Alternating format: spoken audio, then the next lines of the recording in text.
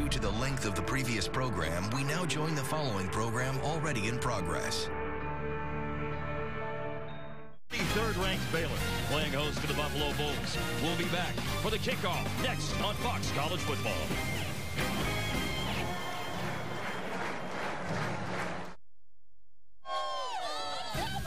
Fox College Football is brought to you by Frost-Brewed Coors Light, the world's most refreshing beer.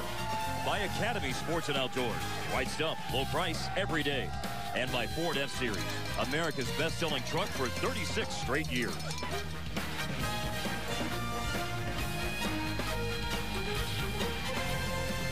A great day in Waco, Texas. It may still feel like the middle of summer, but it has not dampened the enthusiasm of the Baylor line. 23rd ranked Baylor hosting the Buffalo Bulls. They have a history. 2-0, Baylor leads the series. They won in Buffalo in 2007, and the last meeting was in 2010. Baylor here at Floyd Casey Stadium defeated Buffalo 34-6. No surprise, a big game that day for RG3. Nearly 300 yards through the air, and he ran for 2 touchdowns.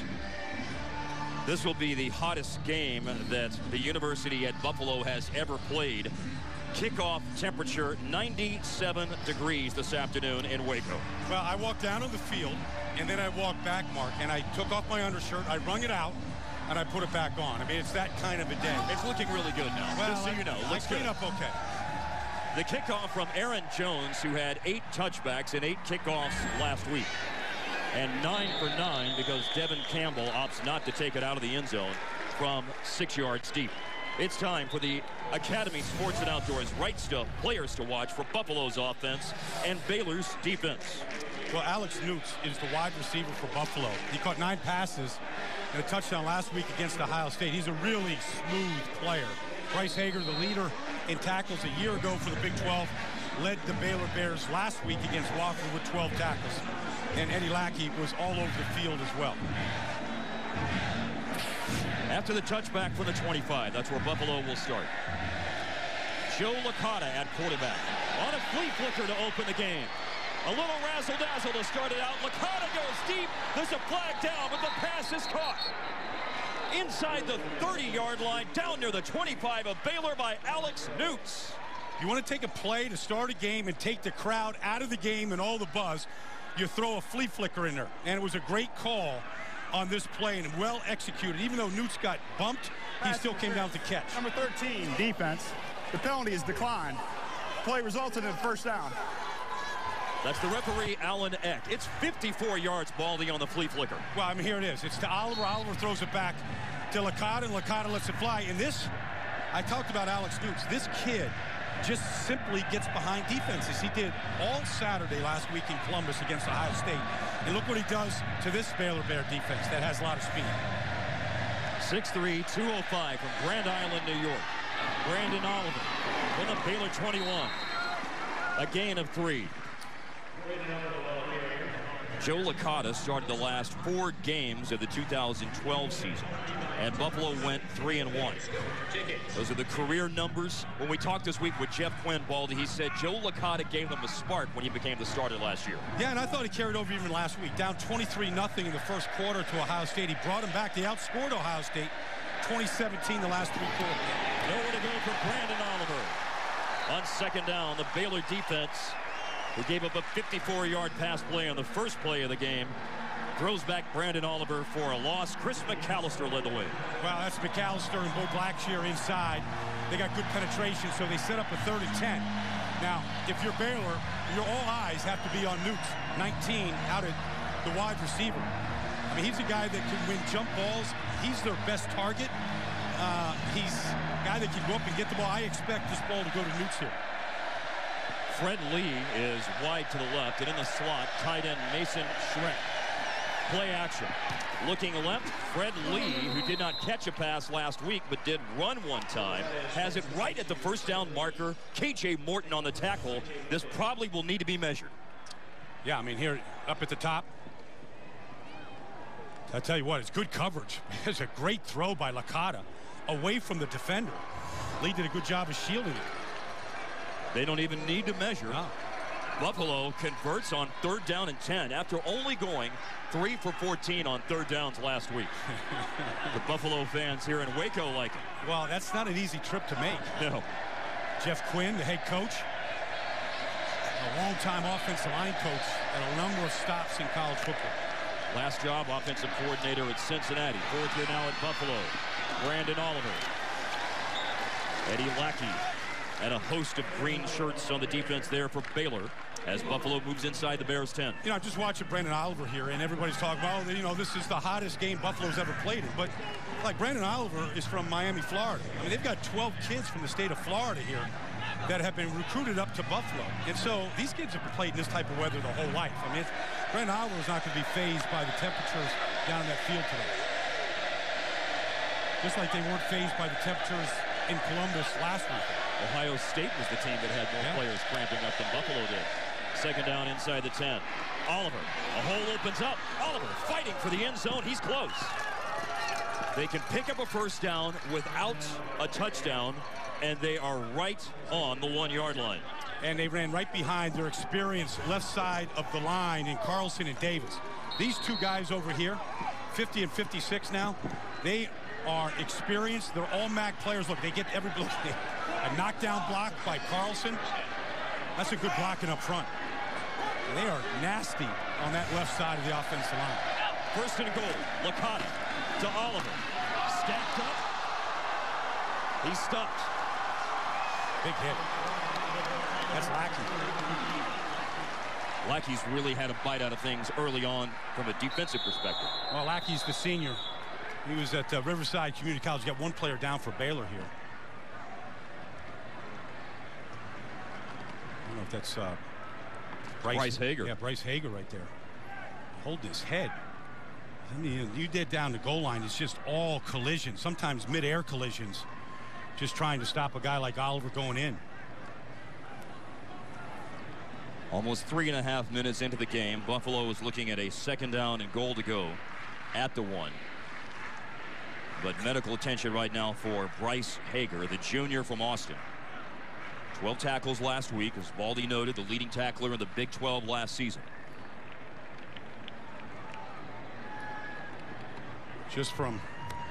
Just down the road in Austin Westlake High School, Power in the state of Texas, high school football, big 5A school. He has to come out of the game as backup last week. Avion Edwards from Stephenville, a redshirt freshman, had 3.5 tackles for loss and had a sack last week.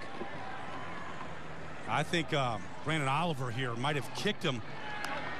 Yeah, there's. Oh, yeah, just in the head there. Oh, right in the back. Yeah, he got it twice. Yeah, he did. So he just got dinged. You don't know if that's a concussion, what that might be. You always have to be concerned nowadays, but that's exactly what gave him a little bit of a ding. 2nd and goal. Oliver will give it another go, and there's a crease for him to find his way into the end zone. After falling behind 23-0 last week, Buffalo strikes first here at Baylor. Right behind Jason Carlson, the senior, all-MAC guard. Got good movement over there, and when they needed tough yards, that's right where they went. That's a heck of a drive, though.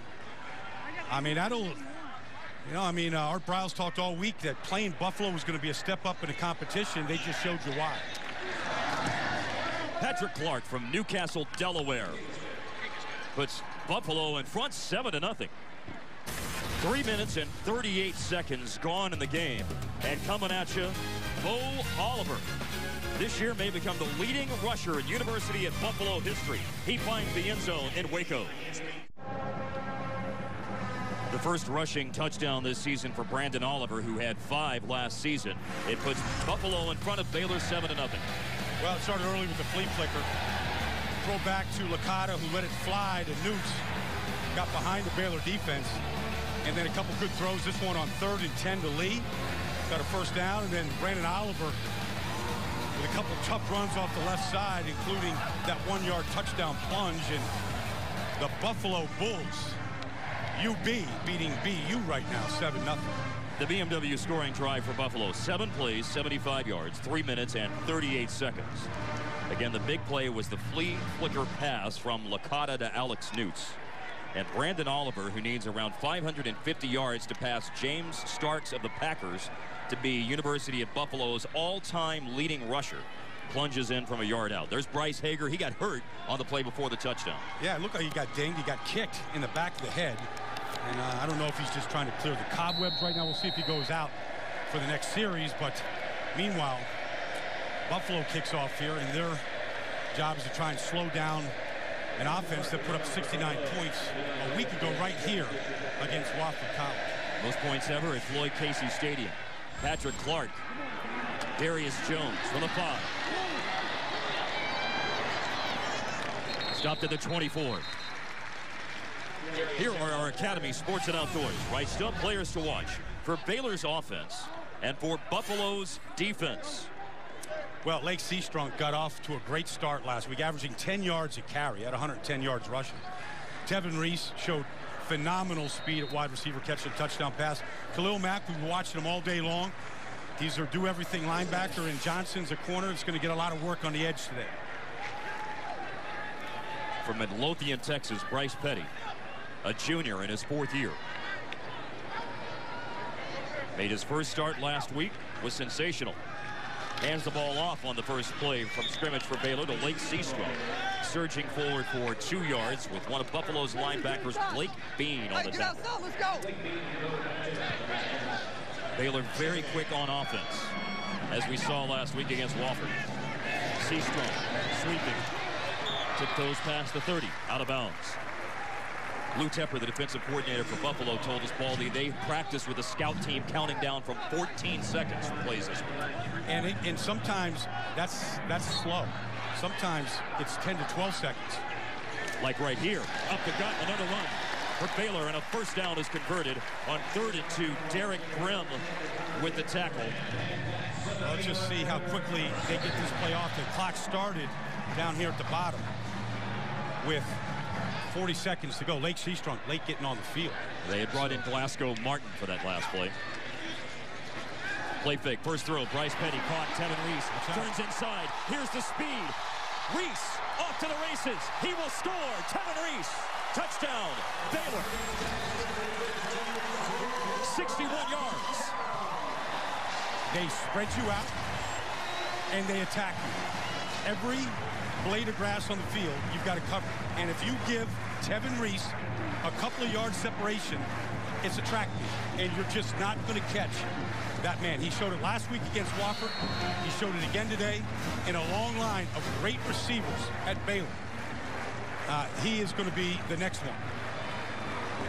Tevin Reese has now caught a pass in 39 of the 40 games he's played for the Baylor Bears. Aaron Jones nails the extra point. He's made 117 consecutive extra points. Let's take another look at it. The play fake to Seastrunk, the pass to Reese, and he is picking him up and putting him down 61 yards to the end zone. It's tied after a 1-minute drive by Baylor.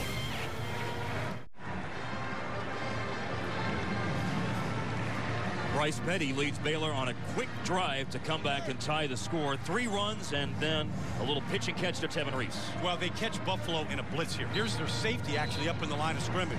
He comes, and now the corner playing behind him, Najee Johnson, gives Tevin Reese way too much room. And since the safety blitz, there's nobody in the middle of the field to help slow Tevin Reese down. I mean, you see this right now. Najee Johnson right now, he comes up. You got to get inside out. You got to at least slow him down to get pursuit to get there. So Lou Tepper will do things like invert his corners and his safeties. I mean, he's an experienced coordinator. He's trying to figure out ways. He knows what this speed of Baylor's all about in this spread offense. And it backfired him on the 4th play of the game.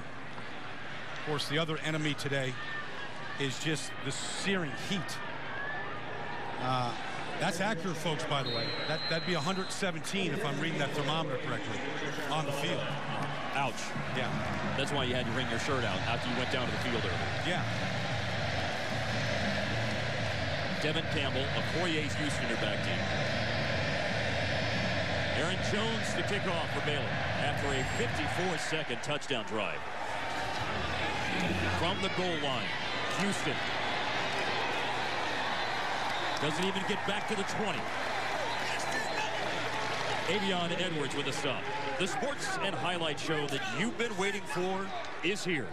Fox Sports Live as Jay Onright and Dan O'Toole are joined by Donovan McNabb, Gary Payton, Andy Roddick, and Carissa Thompson to bring you everything you need to know about the world of sports. Fox Sports Live airs nightly on Fox Sports 1. You know, also on that show is Gary Payton, Mark. He's going into the Hall of Fame, the Basketball Hall of Fame. This weekend, Bernard King joining him there, so I'm sure that they will vet him on Fox's new favorite talk show. Gary Payton, a long career with the Seattle Sonics, most notably. Brandon Oliver had the touchdown run, and Oliver with a run on first down for Buffalo, a drive that starts from their own 18. He picks up 4, and Eddie Lackey, who's been on a host of plays early on for Baylor, stops. Well, the one thing about Buffalo's offense is they're very multiple. They'll line up in a pistol formation. They'll line up in a spread formation, a power. They show you a lot of different looks. But ultimately, they've got a good experienced offensive line up front. Here's the pistol now on 2nd and 6. A deep ball. They're trying to hook up down the middle of the field with Nukes, and there is a flag down. Nukes drew a pass interference play, but still caught the ball on the flea flicker early on. He's just one of those guys that is just always gets behind the defense. Pass interference, number 22, defense. 15-yard penalty. Automatic first down. Now, they don't get their corners and their safeties of Baylor kind of paying attention here. Here's Joe at the top here against Newts. I mean, he's just a straight, he just gets inside him right now, and he grabs that jersey to try and slow him down. It's the right call. But he's sneaky fast. And so he got up on him quicker, and all of a sudden he saw him going by him. He grabbed the jersey to slow him down. First down. Mason Schreck. They're all excited about their tight ends here in Buffalo. They caught 7 passes last week against Ohio State. Mason Schreck had 4 of them. I'm a young redshirt freshman. You'll see him. He'll move all over the place. They'll put him in the slot. Here he is in the left slot this time. In a stack formation. From Medina, Ohio. Matt Weiser, a tight end, caught 2 passes last week. A touchdown on one of them. Jimmy Gordon also caught a pass last week. The tight ends were active. 2nd and 6. Oh, and it's dropped. They were looking for Schreck again. Well, they were working on Terrell Burke, the safety that time, out of a bunch formation. So they're just trying to see if Baylor's got their rules against bunch lined up. That was a good throw by Licata. Put it right in Mason Schreck's hands. He knows he pounced the turf afterwards. He knows he should have caught that ball. And this is the down. This is the down right now that you got to do to stay on the field, convert on 3rd and 5, keep that Baylor offense off the field. Buffalo converted on a 3rd and 10 on the last drive. 3rd and 5, a delay handoff. And there's room for Oliver, and he ends up running over one of his own linemen to get the first down into Baylor territory. This is just a draw, straight draw right up the middle. You know, you invite that pass rush, and then you kind of sucker punch him here. Yeah. Like he shows pass, now a little draw set. All right, got some good blocks. You see some white jerseys rolling around on the ground, just trying to get Baylor's feet all tangled up, and it worked. Howard over the center, Trevor Sales at the end of the run. Oliver, his longest run last week against Ohio State was 10 yards. He ran for 10 on that 3rd down, but nothing doing on that first down run of a yard. Terrence Lloyd stopped it. Well, he did, and that's the read option, where they don't even block Lloyd. They option Lloyd. All right, he's the quarterback's man, but Lloyd read it well, and he closed down. Since he wasn't blocked, he was able to put the hit on Oliver. Which one is really calling the play? You got a couple of dummy signals, and you got the right one. A lot of deception. 2nd down and 9. They are really looking to establish the run, and then they've stretched the field with a couple of deep balls. That was Oliver with a short gain. But, you know, as Buffalo is signals into place here from the sideline, you know, I mean, Jeff Quinn told us, he goes, we're not going to be intimidated by Baylor. Right. No, we believe in what we're doing. We know we're a good team in the MAC. We showed you last year, opening up at Georgia between the hedges, last week in the horseshoe at Ohio State, that we can play with these guys. I think the longer they keep this game close, the more 3rd downs they convert, the more they'll believe in themselves. Licata in the pistol. 3rd down.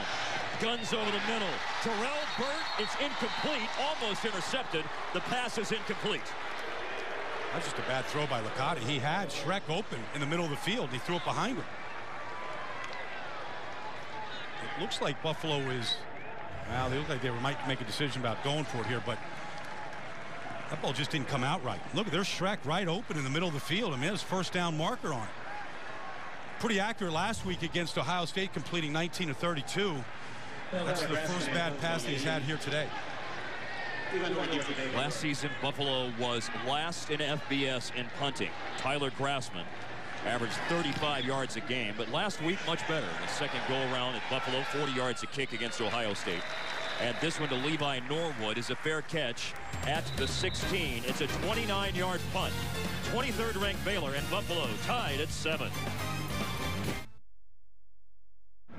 Midway to the first quarter, 7-7. Bryce Petty, second start at quarterback. He's the new conductor of the Baylor offense. Let's see what he and the Baylor offense can do in today's Geico playbook. Well, they're the super spread option offense. They spread you out. Look, there's 3 guys outside the hash mark.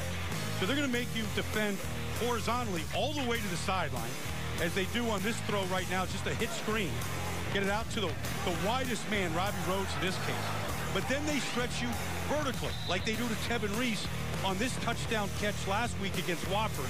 Straight speed right down the sideline. So they spread you vertically, they spread you horizontally, and then in the middle, they make you defend every blade of grass here. It is very tough, and the speed is what really magnifies the scheme of Baylor. The speed was on display when Bryce Petty found Tevin Reese for a short pass play that Reese turned into a 61-yard touchdown on Baylor's first drive. The tight end, Jordan Niver, is in. Fake to Seastrunk. Up top. There's the speed again. Reese got behind the defense and catches on the sideline as Baylor quickly moves into Buffalo Bulls territory. Well, you can see that Baylor wants to strike, and they're going to make them think deep. They went max protection that time, and they just let it fly, and Petty is incredibly accurate on these deep balls. 44 yards and an inside handoff. Room for Seastrunk. Another first down for Baylor. They are quickly on the move. Remember, Baldy, the first touchdown drive was 54 seconds. Yeah, well, they led last year in college football, Oregon had 23 touchdowns of less than a minute. Baylor was second with 19 touchdowns under a minute in drive a year ago. At the 25, Seastrunk, stutter steps. Great move to the sideline near the 10. He put a mark in the deep freeze. You know what I mean? That's what you call that. When that guy stutters and the feet stop, the defense has to stop. So that's what you call the deep freeze. And then Lou Tepper right now, he knows about the deep freeze. He's been coaching a long time in college football. 35 years of Division I experience. Seastrunk again. That's Shock Linwood. First carry for Shock Linwood. They give Seastrunk a breather after 2 14-yard runs. Well, they're running a play right now. Second down. Under 17 seconds. And Linwood, the redshirt freshman, dives at the goal line. He is in. Baylor has scored quickly again. Touchdown, Baylor.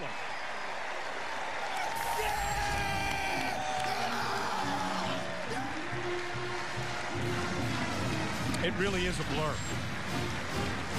There is no time to substitute if you're Buffalo. There is no time to catch your breath. Jeff Quinn doesn't even have a chance to say anything right there. He's speechless for one of the few times you ever see Jeff Quinn. Further review. Now the question is, did Shock Linwood get into the end zone or not? Well, if it stands, he had 1 touchdown run last week, so it will be the second for the redshirt freshman. That's just an inside zone. Good push. I don't know. It was ruled a touchdown. All right.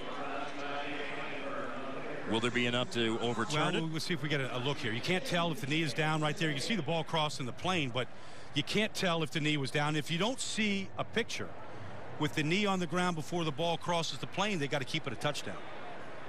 And I think they will. See the elbow hitting the white stripe, ball across it. Okoye Houston, the safety, came up and run support, put a pretty good hit on Linwood. This is the only time you can catch your breath is in a review right now. I think the whole everybody in Floyd Casey Stadium right now is like trying to catch their breath. Like, everybody here in the happened? press box. After further review, the ruling on the field stands. Touchdown. The first touchdown drive for Baylor was 54 seconds. The second touchdown drive is 51 seconds. It ends with Shock Linwood plunging in. Short yardage carry for Linwood, who had the last 2 carries of the drive. There were 2 carries for Seastrunk, and there was that long pass play from Petty to Reese.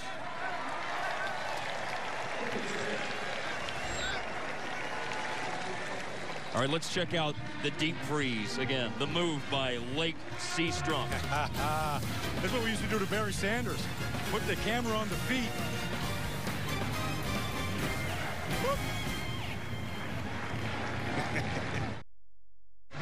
Baylor about to kick off to put Buffalo back on offense. Their last series on offense saw their starting running back, Bo Oliver, hurt himself on a run near midfield. Well, you can't really tell here, Mark, exactly what happened. He's in a pile. He gets up a little slow, gets help, get up on his feet, and then you see him kind of limping a little bit. And then he's giving that signal like, come get me. Something doesn't feel right. So he comes out of the game and kind of limps out, and then they start looking at that left knee, and that's never good. Never, if you're a running back. Just looking at the inside of that knee and where the pain is. We'll take a look and monitor that closely. Shock Linwood 3-yard touchdown run to cap an 82-yard drive, 5 plays. There's Oliver. If he does not go back in, Devin Campbell and Anthony Taylor, numbers 21 and 14 respectively, are the options for Buffalo. Campbell is back deep along with Okoye Houston for this kickoff. Bo Oliver's got the school record with almost 1,400 yards rushing 2 years ago. Had an injured season a year ago. Still ran for over 800 yards as a junior. He's from Miami. Fielded by Campbell. Campbell slows up over the 20-yard line. Baylor leads Buffalo 14-7 as it's time for a Fox College football game break. Let's check in with Laura McKeeman. Well, thank you, Mark. We're going to go to San Diego State at number 3, Ohio State. And Braxton Miller scrambling up the middle, gets hit real hard. He left the game, and before this, 2 for 2 with 30 yards. So the backup quarterback Guyton in, 14-0, Ohio State up early. Back at Waco, Floyd Casey Stadium. Buffalo is 1-10 all-time against ranked teams. They defeated Ball State in 2008. Anthony Taylor, not Brandon Oliver, in at running back. Oliver is on the bench for Buffalo, but Anthony Taylor, who did carry it 3 times last week against Ohio State, carried there. It's hard to make right now. It looks like Bo Oliver is buckling his helmet up, which means he might be going back in the game. In the meantime, probably just told Taylor, you got the series. We'll see how it goes. Taylor, 5'10", 210 pounds. Devin Campbell is in. They faked it to him. Licata keeps the line of scrimmage, not much more. Sam Hall read that attempted trickery. Well, they ran it right at Sean Oakman, the defensive end, the 6'9" defensive end, who I'm fascinated by as a player. How he got out of Pennsylvania to Baylor is a long story, too long to tell in between plays, but he's still learning how to get in the 3-point stance. He only can get in the 4-point stance right now. He's still learning how to play the game. Here he is like in an Ed Too Tall Jones 4-point stance. Had 3.5 tackles for loss last week. Buffalo, 3rd and 10. They're 2 of 4 now on 3rd down conversions as Phil Bennett's defense gets the hold for the Bears. Yeah, and in protecting the backside of Licata is Andre Davis going up against Oakland. Pretty good matchup right here. I mean, check it out now. I mean, Oakland's going to go speed to power. He gets that left hand in. Davis is just battling. Of course, he falls on him afterward. By the way, you practice those falls on top of those defensive linemen. But pretty good rush by Oakland on that play. Andre Davis from Cheektowaga, New York, just outside of Buffalo. Say that again. I love saying Cheektowaga. Your brother used to live there, right? Oh, yeah. Levi Norwood on the punt return. Tyler Grassman kicked it to him. And a return near midfield for Norwood. 18 yards on the run back. Blake Bean on special teams with a tackle. Well, listen, we're going to see Baker Mayfield after us here today. But that's the beauty of college football. And any given Saturday, somebody can bust out. And here's a walk-on freshman, true freshman, out there in Lubbock. Going to make his first home start today. throwing 4 touchdowns and over 400 yards. What a performance against SMU. And B.J. Catalan, the big kickoff return for TCU last week. Special team player of the week.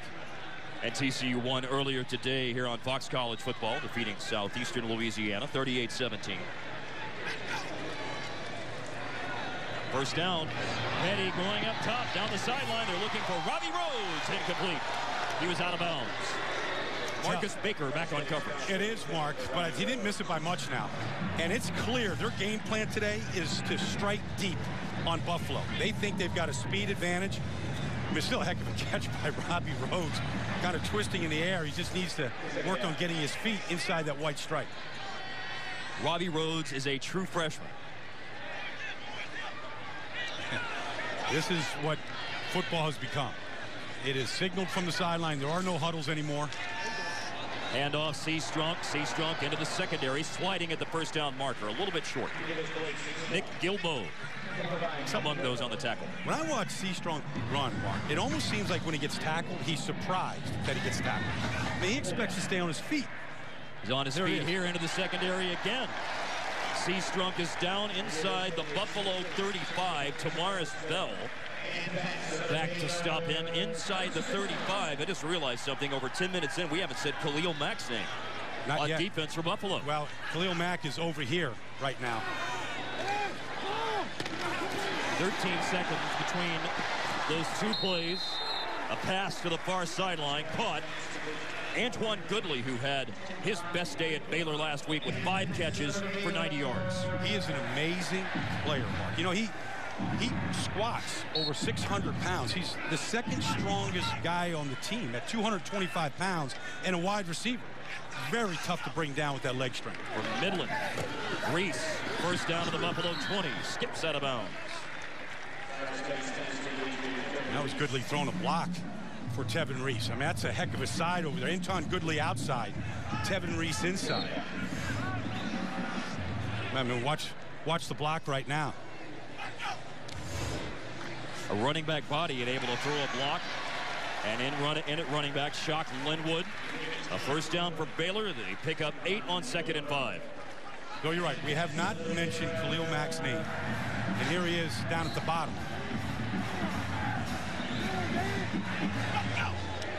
Had 9 tackles last week. First and goal at the 8. Big hole. Seastrunk blasting into the end zone. Baylor up 20-7. It is flat-out fireworks here at Baylor. It is as exciting an offense as there is in college football. They climbed into the top 25 this week, right, with their 69-point performance against Wofford, step up against Buffalo, and really 3 possessions and 3 quick strike touchdowns, and everybody seems to touch the ball. Aaron Jones puts 23rd ranked Baylor in front 21-7 with the PAT. The touchdown run for Lake Seastrunk from 8 yards out, and Khalil Mack was collateral damage on this run. Well, here he is, okay? Now, he's reading the play, so he's got his eyes in the backfield, but what he doesn't see is the left tackle, Spencer Drango, who basically takes him to the ground. Lake Seastrunk made that drive. Look, there it is. Here he's just getting driven by Drango, the left tackle. Meanwhile, Seastrunk is scoring, and so far they have not been bothered by Khalil Mack's presence on the field. Spencer Drango, 315 pounds, sophomore left tackle from Cedar Park, just outside of Austin, and he plowed the road, among others, for that Lake Seastrunk 8-yard touchdown run. Seastrunk scored twice last week, so 3 touchdowns on the season now for the young running back for Baylor, who before the season pronounced himself as a Heisman Trophy hopeful, and he's done nothing to hurt his hopes here in the first week of change. He hasn't, Mark, and when you have a name like Lake Seastrunk, it's one of those names you don't forget. And then if you can back it up with the type of play that he has, and he's really an all-purpose back. We haven't seen him catch the ball. They don't throw to him that much. They don't have to. But really, when you can back it up, it's one of those names like, oh, if you're in Cheektowaga, New York, right, you're going to remember Lake Seastrunk. Kickoff for Aaron Jones. Devin Campbell, touchback. If you read the articles about Lake Seastrunk, you learn that his mother named him Lake because for that very reason. Yeah. She didn't want him to have an ordinary name. She wanted something memorable for Lake. Yeah, and you know, he originally left Temple, Texas, and went up to Oregon, and things didn't work out. He missed his grandmother back here. She wasn't doing well. He wanted to be with her. And after the play was over, personal foul, late hit, number 16 of the kicking team. 15-yard penalty. First down, Buffalo. Personal foul on Kendall Ehrlich. well, we had mentioned Lake Seastrunk's, the braids, the Baylor braids. You know, he keeps performing like this. That's going to be a fashion statement. I mean, I can see other kids going, I want to look like Lake Seastrunk, and I want to play like him. Because kids do emulate these stars in college football. Last week, he averaged 10 yards a rush. This week, over 9 yards. And Licata in the pistol, looking to throw, stepping up. The penalty moved them out to the 40 after that personal foul after the play on the kickoff. But then Licata is sacked. This was a Baylor defense that had 6 sacks last week. Terrence Lloyd with that one. Yeah, well, Lloyd and McAllister, really, it was good coverage down the field. Because McAllister and Lloyd had time to really work the 2 tackles of Buffalo and close the pocket on Licata. Just a straight 4-man rush. Second down and 12. Licata, protection. Up top, they're looking for Newts. They found him. Going deep, Alex Newts inside the Baylor 15. They'll spot him at the 13. Once again, they strike up top to the wide receiver Newts. I tell you, he is so smooth. He is so smooth now. He's working on Joe Williams down at the bottom here. And he just gets a step on inside on, like he did on the flea flicker in the opening drive. 2 huge plays to Newts, and he's got one of those strides about him that didn't look like he was going to get to that ball, but he does have another gear when the ball's in the air. Last year, 65 catches, 1,015 yards. Today, 2 grabs, 103 yards, and also drew a pass interference penalty. Brandon Oliver is back in. Nothing doing, though, on the first down handoff. Lost a yard or 2. McAllister and Sam Hall. Well, 2 guys that have been injured today. Bryce Hager, along with Bo Oliver, both of them back on the field right now, so that's a good sign. McAllister with the pressure a couple plays ago. Had the only defensive touchdown in the opening week in the Big 12 with a 25-yard interception return against Wofford. They need 12 on second down at the Baylor 15. Gunning it over the middle. Newts! Touchdown, Buffalo! I gotta tell you right now, Licata's limping off the field. Didn't see what had happened. Maybe something happened on the sack a couple plays ago, but Jeff Quinn loves it. He said he wants a tough-minded football team, and I think he's got one. They were down 23-0 in the Horseshoe at Ohio State last week. They had no quit in this football team. That's a big drive for Buffalo, answering those 3 quick scores by Baylor. Jeff Quinn told us this week. Oh, they blocked the extra point. They blocked the extra point. Ahmad Dixon. Patrick Clark's extra point was blocked. They've got athletes on Baylor now. That's a good sign that they're not just giving the extra point. They're fighting to keep every point off the board right now. 15 yards. Licata finding Alex Newts. They gave him time to throw. Well, they did. Play action pass right now. Double teaming on McAllister. Licata got a chance to step into it. There's Newts on the outside now. Straight post. There's really a double slant. The inside receiver went inside, and then Newts did. And got a little wobble on it, but it got exactly where it needed to. Newts did a good job of covering up, protecting it. Then Ahmad Dixon, Baldy, with the extra point block. Coming right off the left side.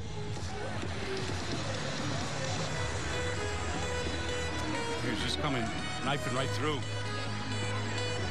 And Alex Newts has been everything advertised and everything we watched on film this week, Mark. Yes. And everything that Jeff Quinn and his coaches talked about. He's been all of that. And it's still only the first quarter.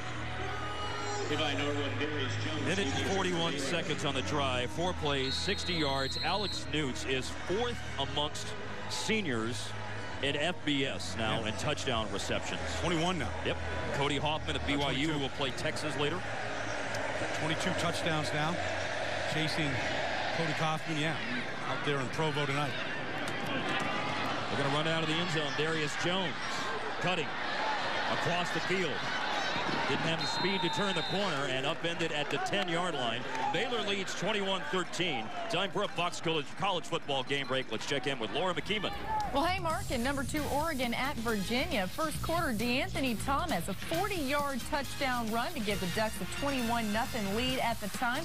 His second touchdown of the game, and Virginia did put some points on the board, so it's 21-7 in early second quarter.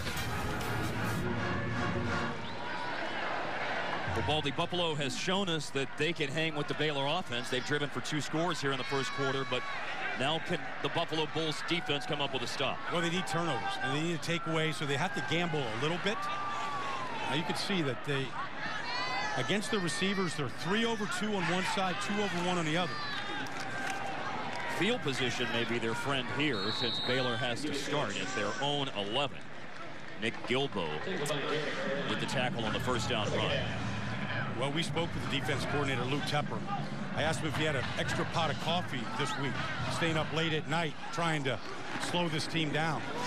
Second down and 7, and this time Petty keeps it with a 15 for a gain of 2. That's one thing we haven't seen from Bryce Petty much last week nor this week so far, is his ability to pull that ball down and run with it. It's not what he's in there to do, but they got to keep him honest. And Buffalo does a full hockey shift here, changing personnel, getting fresh bodies on the field for this third down.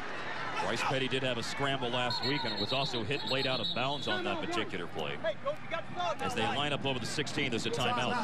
Buffalo, their first charge of the half, 30-second timeout. Jeff Quinn, 9-28, his record as the head coach at the University at Buffalo. They call a timeout here with 1:16 left in the first quarter. Baylor in front by 8. Last week was the first start for Bryce Petty, and his numbers really stack up very favorably against RG3 and Nick Florence in their first career starts at Baylor as you compare the 3. They really do. You know, and so much of that is the system that Art Briles and Phil Montgomery have put in place here, where they give you a lot of easy completions. They kind of take a lot of the mental gymnastics out of it, you know, and they allow you to play fast. Of course, I think the entire country can't wait for Monday night to see the debut of RG3 against the Philadelphia Eagles and just what that knee is going to be like coming back from ACL reconstructive surgery.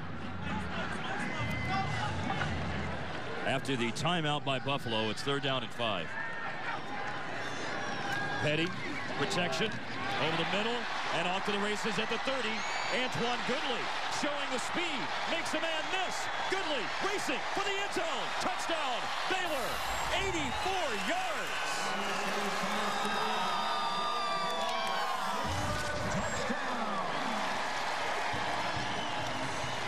When I say spread football, it is super spread. They stretch you, and then they put you in space with guys that can flat out fly.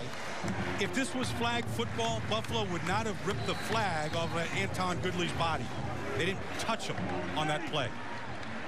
I think, as you put it, when we talked earlier in the week, and you said it on the broadcast today, Baylor makes you defend every blade of grass on the field, and that's a very difficult thing to do. I mean, it's just a quick slant. I mean, it's nothing more than that. It's a route that Buffalo has seen. I mean, here it is. He's just coming straight into the middle right now. There it is, quick slant. But if your feet aren't moving and everybody isn't moving together, you're going to get that seam. And then if you put your morning cup of coffee on the top of Anton Goodley's head, you wouldn't spill a drop. The guy is super smooth now. He gave Carlos Lamons a little bit of a hesitation that froze him for just a split second and had the room to stay inside on the run to the end zone. That was perceptive. And by the way, in Waco, it's iced coffee in the morning. Okay, it's not. Yeah, I mean, the kickoff temperature was 97 degrees, Baldy. Yes. Nothing quite like a bracing hot cup of coffee on a hot Central Texas morning. Yeah, I'll tell you. I mean, it is. It literally. Just think of a piece of clay and just keep stretching it and stretching it. It gets weaker and weaker. And then really the thing that makes this offense so difficult is the speed. And so Lou Tepper, who has been coaching in this game a long time, he was there at Virginia Tech when the great Bruce Smith was there. He's coached 20 linebackers in the NFL. He hasn't had to defend much like this before. To the goal line, Devin Campbell. Perry. Special teams charging down the field, and they hit Campbell at the 15-yard line. Baylor up 28-13. Fox College Saturday continues on Fox Sports 1 as Louisiana Lafayette takes on Kansas State. While on Fox, West Virginia battles 16th-ranked Oklahoma in the Big 12. Then in the nightcap, Washington State looks to upset 25th-ranked USC. Fox Sports is your home for college football all season long. Well, if you're Buffalo's defense right now, I mean, you're hanging your head because you've practiced all week, but you can't assimilate the speed, their tempo, the temperature. And so they're trying all these different things, and nothing is working right now. And Alex Zordich is in rather than Licata. Now remember that after the touchdown pass to Alex Newts, Licata limped off the field, so Alex Zordich from Youngstown, Ohio, a senior who was a starter for much of last season. He is now the quarterback for Buffalo. The great Zordich family. I mean, his dad played at Penn State, played in the NFL for a long time, was coaching with the Eagles up until last year. His brother with the Carolina Panthers right now.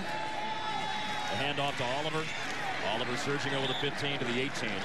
Yeah, his dad, Mike Zordich, Jets, Eagles, among others, Cardinals in his career. His dad, Mike Zordich, would have a hard time playing safety against this Baylor offense, I'll tell you that. And his dad was a great tackler. They're going to try and get themselves a little bit of a break as the first quarter is winding down. 6 touchdowns scored here today in the first quarter alone. You saw Licata on the sideline. Zordich is now in at quarterback. 6 touchdowns in the first quarter, as Brian Baldinger said, including the 9th longest pass play in Baylor history. 84 yards from Petty to Goodley. A host of big plays in the first quarter. After one, it's 28-13. Baylor leads Buffalo. You're watching Fox College Football.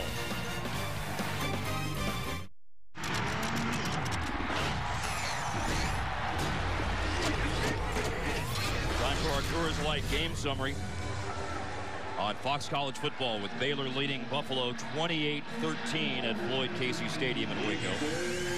On the Coors Light game summary, we see that Alex Newts has 117 receiving yards for Buffalo, but Baylor 4 drives, 4 touchdowns. Their slowest scoring drive was 1 minute and 16 seconds. Their quickest was 51 seconds. Well, they've run 16 plays and scored 4 touchdowns. Now third down for Alex Zordich, and he finds the favorite target, Newts, at the sideline, and Newts over the 25 for a first down. Xavier Howard. All right, so Phil Bennett right now is just irate on the sidelines of Baylor, because that's the 4th catch for Newts, and they've just given him way too much cushion. First down. I mean, there's just no way I mean, it's clear that this kid is a big-time player. 4th catch, over 120 yards. Got a touchdown here today. Drew a pass interference penalty. Oh, Zordich turned his head. The snap went behind him. It's recovered by Anthony Taylor for Buffalo, but a huge loss all the way back to the 10. Well, you get a new quarterback in there. Trevor Sales probably saw the foot go up, and Zordich comes in, and whatever signal he gives for the ball, that's what Trevor Sales saw. So he's tapping his helmet for the formation and the play, and the ball goes right by him, and really is a heads-up play by Taylor to go recover it. Sales from LaPorte, Indiana at center, transfer from Delaware State, started every game at center last year. Now it's 2nd and a Central Texas mile here for Buffalo. And 3rd and 27 after the 1-yard run. Bo Blackshear tackled Campbell. Right now, Mark, you can't overcome that type of a play. That's snafu. And Jeff knows that. I mean, he knows that if you put yourself in a hole against this team, all you're trying to do is keep their offense off the field, and you give yourself a bad play on first down, it really hurts. Zordich with Licata on the sideline. A pass completed to Fred Lee.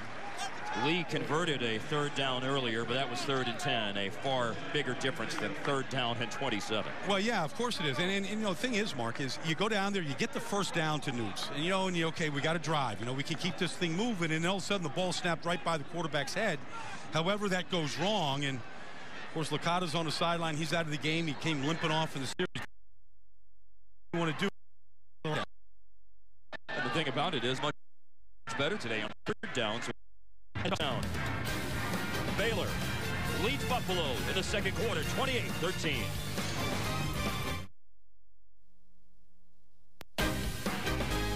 Fox College Football is brought to you by Whataburger. Try one of Whataburger's all-time favorites, 24 hours a day.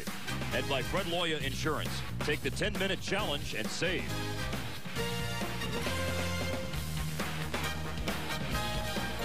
Baylor's offense has been in quick strike mode again today, and they have their 5th possession of the game. Touchdowns on the first 4, an average of 4 plays per drive, and an average of just under 1 minute per drive. That's the offensive line of Buffalo. They all got headbands on. And so the headbands are soak up the sweat, maybe throw a little ice down the back of your jersey right here, sit in front of the fan. I mean, they're hogs. I mean, so you've got to find ways to cool yourself down out here and keep your heads up at the same time. There's no way to prepare for this heat. Seastrunk turning the corner up the sideline on the first down run inside the Buffalo 40. The game time temperature was 97 degrees. That's the kind of heat we're talking about. We had a shot of a thermometer on the field, Baldy, that was at 115. Well, it's different on the field. It's different, and I use that term, hog, with endearment. I was a hog at one time in my life, and I did all that. So, who just took the thermometer, by the way? Seastrunk hesitates, surges inside the 35. First down, Whitney Sherry on defense for Buffalo with the tackle, but Seastrunk picks up 7 and a first. What I like about Seastrunk is that guy has great control of his body. Quick pass, Petty up top, looking, end zone, incomplete. Sometimes Tevin Reese is so fast you underthrow him like that. I mean, he was running right behind the defense again and almost had another one of those blurred touchdowns. I mean, he's right behind the defense again. What's the summer song? Blurred Lines. You know, that's Robin Thicke right now. Yes. That really should be the theme song of this offense. Seastrunk inside the 30 on the second down handoff. Art Briles would appreciate that because, as he told us before week 1, play calling on offense is sort of like songwriting. Yeah. Well, Art Briles, look, they're trying to get guys in as there it is. Yeah, it's a quick pass. They go to the tight end, Jordan Niver. I think Art Briles loves that. When he sees a full change of defense and then they're trying to get a play off, Art Briles is excited. Like, get it up, just go, just snap it, just throw it. That Jordan Niver might be the best physical specimen on the entire team. He's got full-grown body now, 5 years here, transfer from Stanford, can do it all at tight end. 10 passes for 80 yards last year. Swing it out to Corey Coleman. And Coleman fighting for extra yardage to the Buffalo 10. Well, they're running a play right now, about a play every 14 seconds here.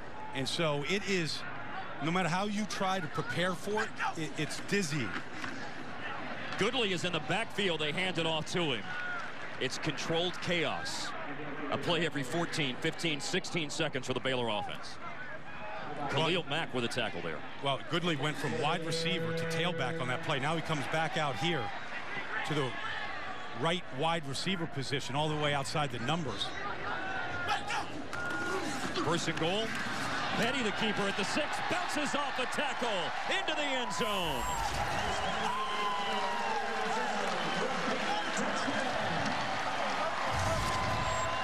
I don't think he meant to score his first rushing touchdown of the year, of his career, but he's bobbled the snap, and rather than try and risk handing it off, he just see if he could rescue the play. And I would say he did. And he ran right behind. You know, if you bobble the snap, all right, and you're like, oh, I don't know if I can hand it off to you, Mark. You know what you do? You find your best offensive lineman, Cyril Richardson, and you run right up his back, and that's just what he did. Right behind the left guard, Cyril Richardson, the consensus All-American from North Crowley High School just outside of Fort Worth. Watch this snap. Petty, though, will take it in from 6 yards out. Baylor up 35-13. CPI Security's InTouch system puts you in control of your security and home. With the push of a button, InTouch can arm your system, lock your doors, control your thermostat and lights. Through text and video notifications, InTouch gives you real-time knowledge and keeps you connected to what matters most. Install the InTouch home automation system free and will include an InTouch thermostat, fire communicator, and your choice of a keyless door lock or high-definition camera with night vision. I won! I won! I won! I won!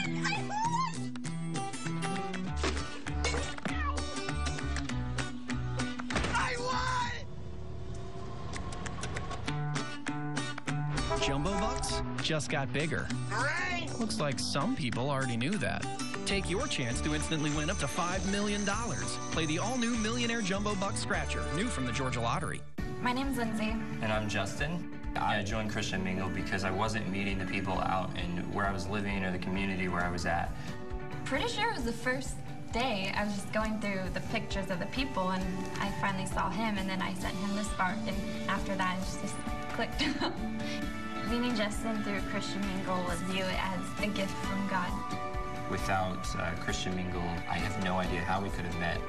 Joining is easy and free. Join ChristianMingle.com today. Braves fans, here's another chance to win a Delta getaway, including 2 round-trip tickets, 2 nights accommodations, and $250. Just text Delta to South. That's Delta to 76884. The winner will be announced Monday, September 16th when the Braves are battling in the nation's capital. And Medallion members, don't forget, the Sky Miles Medallion lot at Turner Field is available for your convenience at all Braves home games. Delta, the official airline of your Atlanta Braves. Text Delta to 76884. Message and data rates may apply. Entrants may receive 1 text message confirming entry. Winner may be contacted by text message. The 5th Baylor touchdown to put them up 22 points, 35-13, was a run from 6 yards out. Bryce Petty started with a bobbled snap. Yeah. Well, when you bobble a snap, what you want to do is you don't want to take one bad play and lead it to another bad play. And so you just get bodies moving up there. Cyril Richardson. I mean, Bryce Petty looks like a linebacker himself at 235 pounds. And so bodies are just bouncing off of him. So they've got a combination here, Mark. They've got size, athletes, speed everywhere, and they got a system, a proven system right here. And then if you start running a play every 13 seconds in 100+ degree heat, I'd say you got an advantage there. I think that when we talked earlier this week, one thing that you said that I thought was so appropriate, this Baylor offense has a lot of stars, and they're getting a chance to be introduced to the nation today. Yeah, well, you know, they climbed into the top 25 poll this week. They're 23. The highest Art Briles team has ever been ranked this early in the season. They're going to be on the radar of everybody in this country. We'll have a week off, then play Louisiana Monroe here in 2 weeks. Then another week off before starting Big 12 play on October the 5th against West Virginia. There's the big leg of the kicker, Aaron Jones. Yeah, and of course, you know, later tonight, right after this game, Texas playing at BYU, Oklahoma and West Virginia. Yep. Meeting, so all eyes that are Baylor Bear fans and Big 12 fans will be tuned into those 2 games. Earlier today on Fox Sports 1, Oklahoma State defeated Texas San Antonio. Joe Licata, back in, was out the last series. Trips to the right. Licata, a lot of time, but then hit as he throws. It's incomplete. Sean Oatman, 6'9", long arms, was chasing him down, and so was Terrell Brooks, who's getting a chance to play today. Yeah, well, they're 2 deep up front. So Oakman is part of that second group of defensive linemen that go in there. And at 6'9", when he gets his hands up, it's like throwing through redwood trees. Oakman is the defensive end of the right side. Jamal Palmer, who had 2 fumble recoveries on the left side. Last week, the 2 fumble recoveries. Anthony Taylor running on second down. Baylor has scored 5 touchdowns on 5 possessions, and that's the Buffalo defense on the sideline. Well, they had practiced against 2 offenses this week to try and simulate the speed of Baylor. And Lou Tepper thought, okay, you know, we saw a great team at Ohio State, undefeated a year ago, 2 in the country. This is more explosive than Ohio State. 3rd and 9. A deep ball down the sideline. Licata going for John Dunmore. Dunmore, a junior from Syracuse. There is a marker down back up at midfield.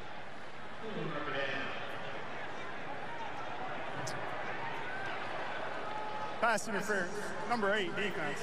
15-yard penalty, automatic first down. That's the third pass interference penalty called today against Baylor, the second one accepted. Yeah, and you know, and as Baylor gets ready, right here is the interference by Morton, who's got a lot of experience. And look, they just really haven't seen a great passing team yet. So it's certainly an area of concern for Phil Bennett and his defense. Baylor had 8 penalties last week. They have 3 today. Licata faking the handoff, keeping from his own 41, and wrestled to the turf. That's good disciplined football. Because really, they took care. You're going to see right now. I mean, here's Hall here. He's just waiting. He's got the quarterback. The way you call this offense when it's a pitch option like that, it's ride, glide, and then the quarterback decides. And that time, Hall took the decision away from the quarterback. Licata pressured, slung down. Suleiman Masambuco with the sack, but another marker flies in. Masambuco sacked him for a loss of 5, pending the flag. You sound very excited announcing that name right there, Mark. Thank you. Yeah, caught my attention. He's from Trinity High School, the noted program in Euless, Texas. Oh, yeah. Personal foul, shot block, number 32 offense, 15-yard penalty, replay, second down. Saw a couple of those last week for Buffalo not get called against Ohio State. But Oliver on this chop block, and it moves it back to the 25. Well, here's Oliver. All right, so somebody's engaged right now, and then, oh, here it is. You see, you got the right tackle engaged right now, and then Oliver's going to take his knee. So that's the right call. Player safety is important, and it was well called. Buffalo needs 26 on second down for their own 25. Running Oliver. Not much room off the sideline. Chris McAllister making the tackle. 9:40 remaining. First half, 35-13 Baylor. Okay, we've seen this a couple of times now with this Buffalo offense, that it's gotten second and out of hand. But really, that's your playmaker. I mean, you might as well throw the ball to him on second and long. Try and get half of it back and then try to convert to him. He's the one guy right now that Baylor has not been able to stop. Newts is lined up out wide to the left. That's where they're going with a deep ball down the sideline, and it's intercepted by Baylor. On the return, Xavier Howard got inside of Newts, makes the interception, and runs it back near the 40 of the Bears. See, I thought Newts looked tired on that play. I mean, that ball is a little underthrown. It's a little bit inside. He can't let that ball get intercepted, and he just looked fatigued. Take nothing away from Baylor's play on the ball.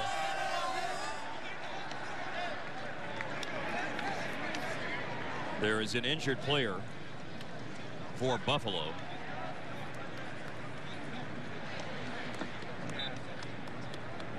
.905 remaining in the first half. Buffalo scored first, but it's 35-13 Baylor here in the second quarter. And when we return, we'll join Laura McKeeman at our Fox College football studio for a look at what's coming up at halftime.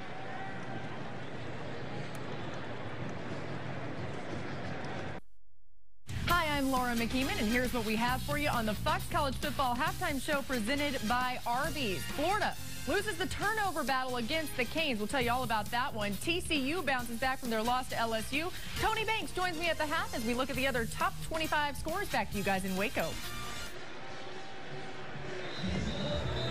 Devin Campbell is a sophomore running back from Youngstown, Ohio. He was the injured player for Buffalo on the previous play, which ended up being an interception for Baylor. Well, I mean, here he is kind of running with the ball, running to the play. He gets hit by his own man. Kind of an accidental hit right there on the play. Kind of getting looked at on the sideline, just seeing if he's got his wits about him. Devin Campbell spelled Bo Oliver last year when Oliver missed some games with injury and had 3 100-yard rushing performances. Bryce Petty and the Baylor offense. 274 yards passing for Petty. Low snap. He bobbled a snap a moment ago, then ran it in for a touchdown. There he hands off to Seastrong. That's the first tackle that I've seen from Khalil Mack. Did a good job of just squeezing it and taking Seastrong down by the shoelaces. He is playing a tight left outside linebacker, now walking away. Petty throws, caught, 45. Antoine Goodley carries a couple of tacklers to the Buffalo 46. I'm just watching Mack on that play. So he's the outside linebacker, okay? He starts kind of coming out. The ball's out so quick. He doesn't really have time to even pursue the play to the sideline. It's to the sideline so fast. He had 9 tackles last week, 2.5 sacks, a pick 6 of 45 yards. But it's been a different story for Mack today, as nothing doing on this first down run for Baylor. Jake Stockman among the Buffalo Bulls on defense. Well, we've mentioned just speed a lot today from the very beginning of this telecast, and I don't think anybody in the Big Ten, anybody, has the type of speed that Baylor has. And flying down the sideline, here's more speed as Petty throws, and it's caught. Down inside the 10 at the 5.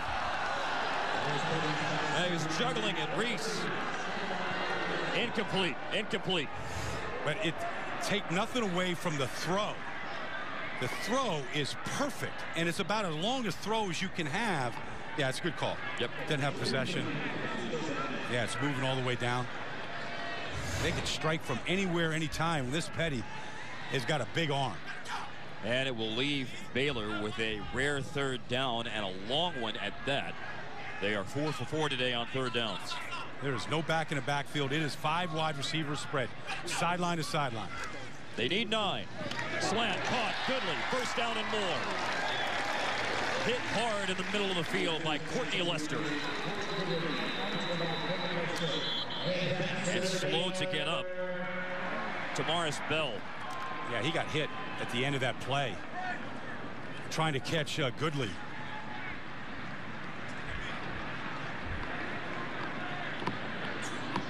.751 remaining in the second quarter. I tell you, Anton Goodley has had a great start to the 2013 season now.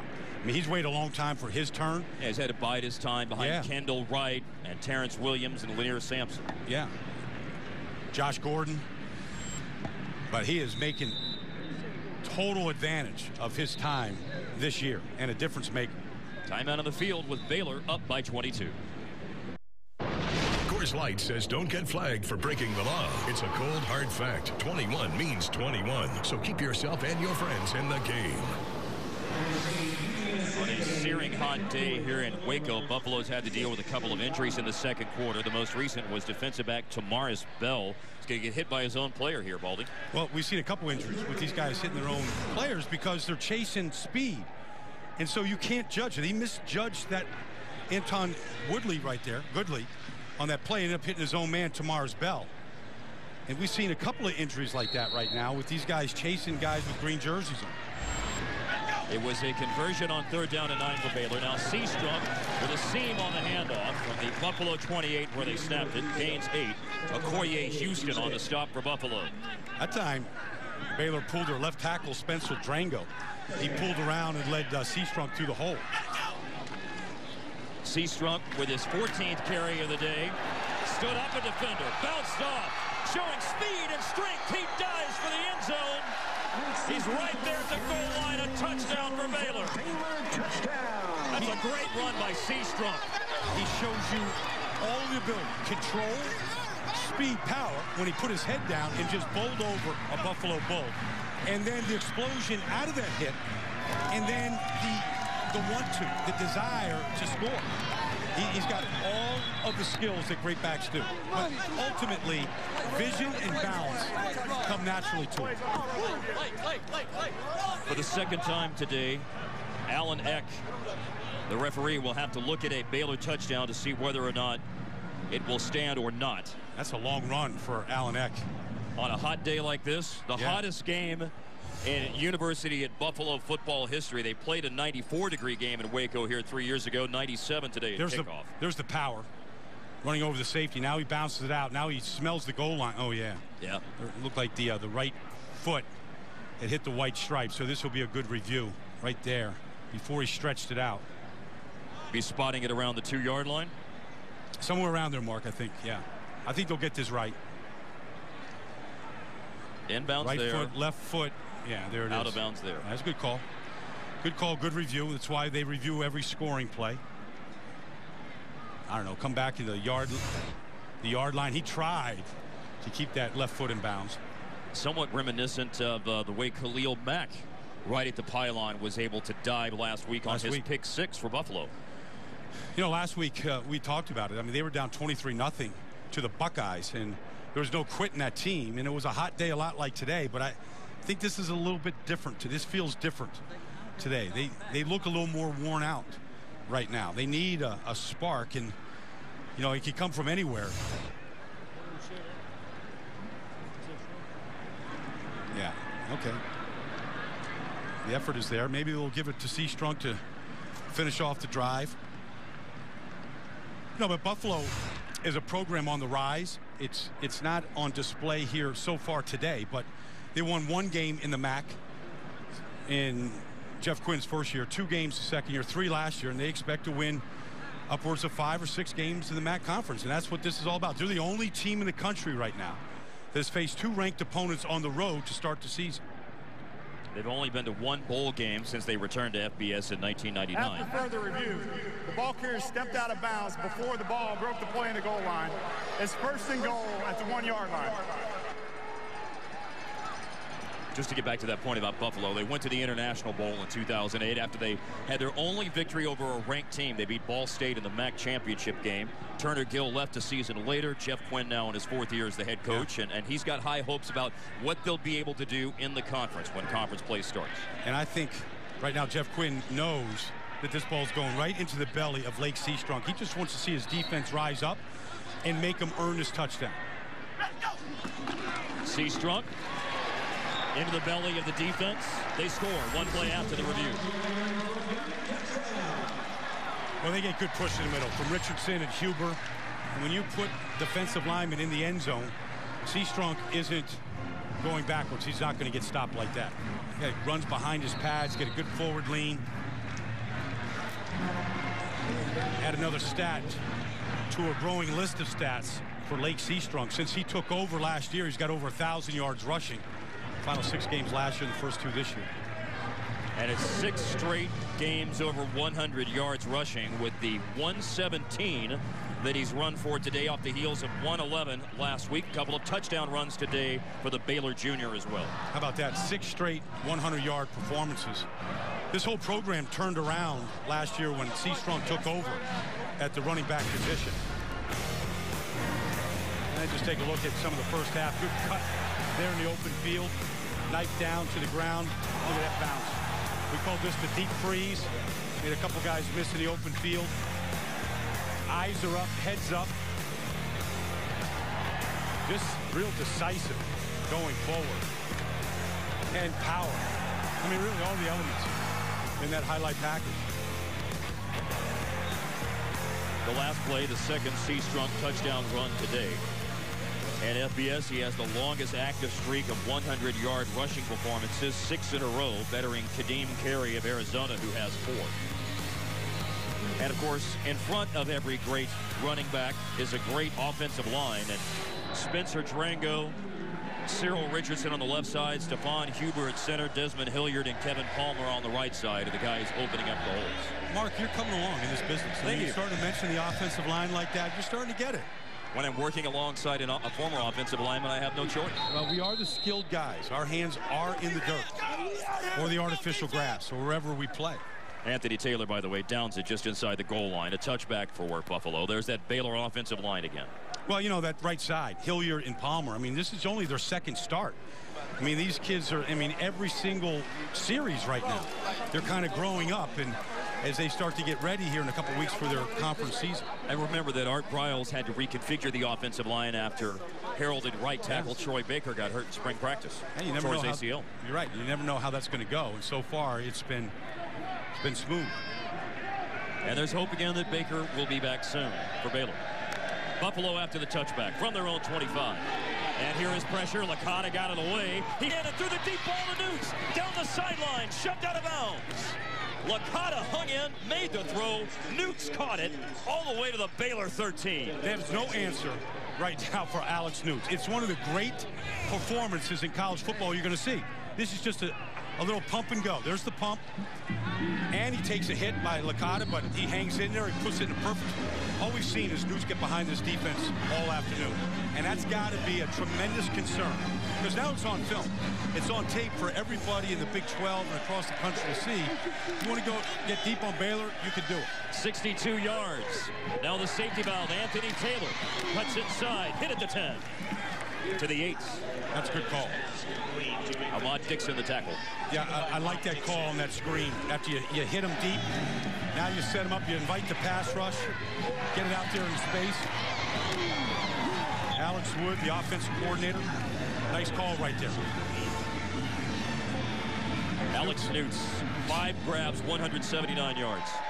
I mean, he's gassed, and he just keeps reaching down for a little bit more. Licata to Fred Lee. Doesn't get that block. Sam Hall, Terrell Burt at the 5.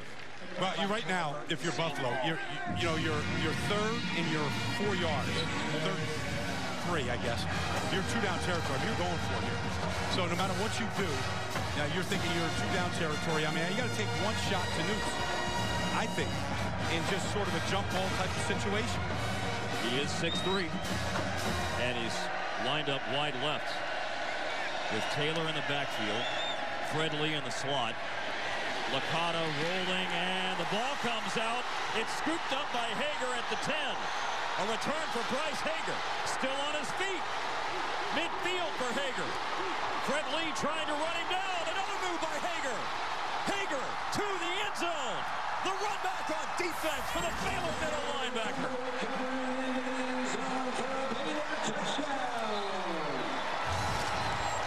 Sam Hall's the one who knocked it out, and Bryce Hager, hurt earlier in the game, stumbled and cut and maneuvered his way down the field on a 90-yard return. Well, that's just a backbreaker. I mean, you do everything right if you're Buffalo to get the ball down there to try and cut the score a little bit, and then you get a dagger right through the heart. McAllister, a little dinged on the play. Sam Hall knocked it loose, and really Licata just held that ball too long.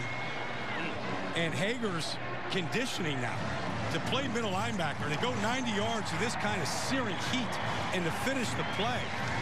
To stumble at one point during it, almost like you're losing your balance. You could clip that one, put it right on the resume reel. Yes, indeed. We'll be looking at that one for a long time. An 88-yard official number on the fumble return. They just get contributions from so many different people right now. So back-to-back weekends with a defensive touchdown for Baylor. Chris McAllister had the only defensive touchdown in the Big 12 last week when he had the interception run back of 25 yards. And Bryce Hager scores the TD for Baylor. That's just a dream play for a middle linebacker.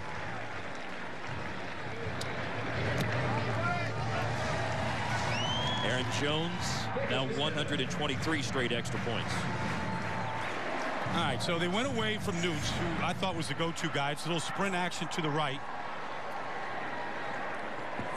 And here's Hall coming off the backside.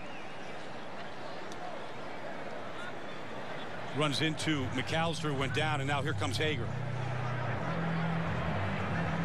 See that? He went for the arm. It's a perfect play by Hall, not to just go for the sack, but go for the sack fumble. Sack, watch that right hand come down and strip that ball. That's what you're taught. You practice that, you rehearse it, you prepare for it. When you get your chance, you don't want to screw it up, and then Bryce Hager just waiting for the celebration to begin. I'm surprised he's not down on his knees, just exhausted right there. Remember, Bryce Hager had come out of the game on Buffalo's first touchdown run when he got dinged, but keeps his balance there. Now he's got his head up. He's looking for a cut, makes that. Picks up a block from Lackey. And the run back for Bryce Hager, I think the official number is going to be changed to 91 yards. The second longest fumble return in Baylor history, only bettered by Charles McClanahan, 96 yards against Missouri in 1974. That was the miracle on the Brazos season for Grant Tapp when Baylor went to the Cotton Bowl. 49-13, the Bears lead, 5:18 left of the second quarter. Here's a Fox College football game break with Laura McKeeman. Well, thank you, Mark, and some SEC action for you. Number 6, Georgia versus number 11, South Carolina. Arthur Lynch with a 3-yard reception from Aaron Murray to put the Bulldogs up after one quarter. It's 10-3. Personal foul, number 92, the kicking team. 15-yard penalty. First down, Buffalo.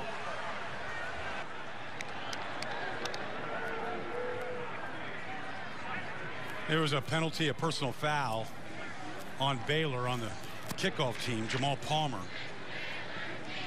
So they're going to get 15 yards. Buffalo will get good field position to start this drive.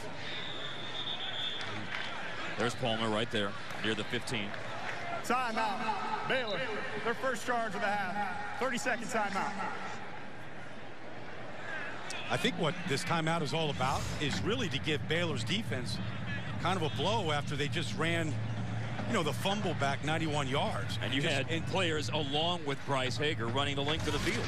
Yeah, and really I think the message here from Phil Bennett in the middle of that huddle right there is we don't need to play cheap. We don't need any extracurricular activities. We want to play clean, play the whistle, nothing over. The students, there's our thermometer. We saw it disappeared. We had a camera shot of it earlier. The Baylor students have our thermometer. Well, I think they're relishing in their heat. You know, like, it doesn't feel that hot when you've got 49 points up on the board and you come in week 2 and you're the 23rd ranked team in the country and climbing. Yeah, with an arrow pointing up. A handoff on first down. Buffalo, good field position after the personal foul. Moves it out to the 40. Is it a bad cliche, Mark, if I say that the only thing hotter than the weather is the Baylor offense right now? Not at all. Oh, okay. Not at all. I try to stay away from those. Though. It's appropriate. Under 5 minutes to play in the first half. 49 on the board for Baylor here in the first half. Anthony Taylor is wrestled down by Sam Hall after a short run off the right side. Well, that's Hall again on the same type of blitz that he had on the last forced fumble, just coming off the edge, unblocked, and just chasing the play from behind. Senior nickelback from Katy. Sam Hall had nearly 90 tackles last season. He's had 3 picks in each of the last 2 years. Yeah, him and Ahmad Dixon had changed positions coming into this season. Buffalo needs a conversion. On their own 47, they need 3. Quick pass. Oh, Newts, the sure-handed receiver for Buffalo, unable to go to the ground and come up with it. Now, this is just a short drop where all offensive linemen are going to cut block, throw the blade out there to get the hands down to get the ball out here to Newts. I mean, this is designed. The coordinated 5-man cut block ball. Yeah. Well, it was all perfectly executed up front by Davis and Carlson and Sales. I mean, it's the only drop that Newts has had all day. And this is a fake punt. And they run it off the right side and get stuffed. Well, Baylor read it. Lackey with the tackle. Well, it's a well-coached team, and so they're not fooled by things. And Jeff Quinn's doing what he has to do. He's trying to steal a possession, trying to hang on to the ball anything he can. Right now, he's grabbing for anything he can. And to Baylor's, really to their credit, they're disciplined on that play.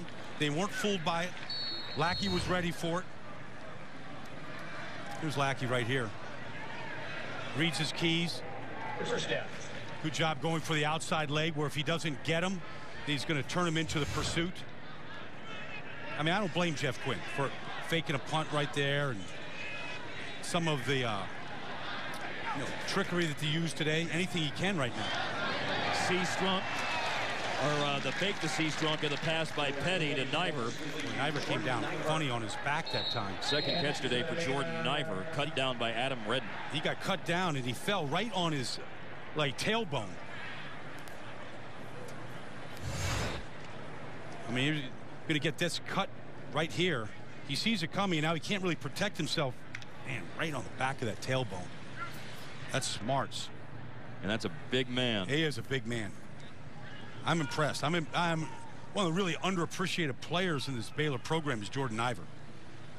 Guy that started off at Stanford, recruited out there with Jimmy Harbaugh, some of those tight ends that they had at Stanford that they have proliferated into the NFL. Zach Ertz in Philadelphia right now, and Levine Toilolo down in Atlanta. I go through the whole list of tight ends that they had up there. 6'6", 260. Jordan Niver, the senior from just outside of Houston in spring. And he's being tended to right now with 4:05 left in the first half. Coming up on Fox College Football Halftime, presented by Arby's, Lauren McKeeman and Tony Banks with the highlights. Florida upset by the Canes. Miami with the victory. TCU bounced back from last week's loss to LSU. They defeat Southeastern Louisiana. And more top 25 action. That's Fox College Football Halftime, presented by Arby's. Al Golden down there at the U, getting things turned around, getting off to a good start. That's a huge win for the Hurricanes. I think any time right now, with the dominance of the SEC, Mark, anytime you can take down an SEC opponent, it sends big flags up around the country like, wow, that doesn't happen. For example, like Clemson, although ranked very high, but Clemson taking down Georgia last week. Yeah, Georgia trying to stop themselves from going 0-2. Got a huge game between the hedges today against South Carolina. Art Briles has come out of the field and is standing over as they tend to Jordan Iver. He is a big fan of Jordan Iver and trying to get the national attention to him any kind he can. I mean, Art Briles, though, people want to come to Baylor and play for this man. A great coach. Was reading the story about Antoine Goodley in the Waco paper today, and he said, I love to send players to Art because I know how well he treats kids. Yeah. That was the Midland coach for Antoine Goodley. Well, here's the finish to this play on Jordan Iver here. See, he really can't break that fall, coming right down on his back of the spine.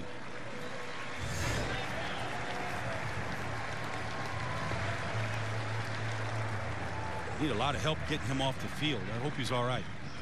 Jordan Iver's already graduated in May. He has been noted as an honorable mention Big 12 selection twice.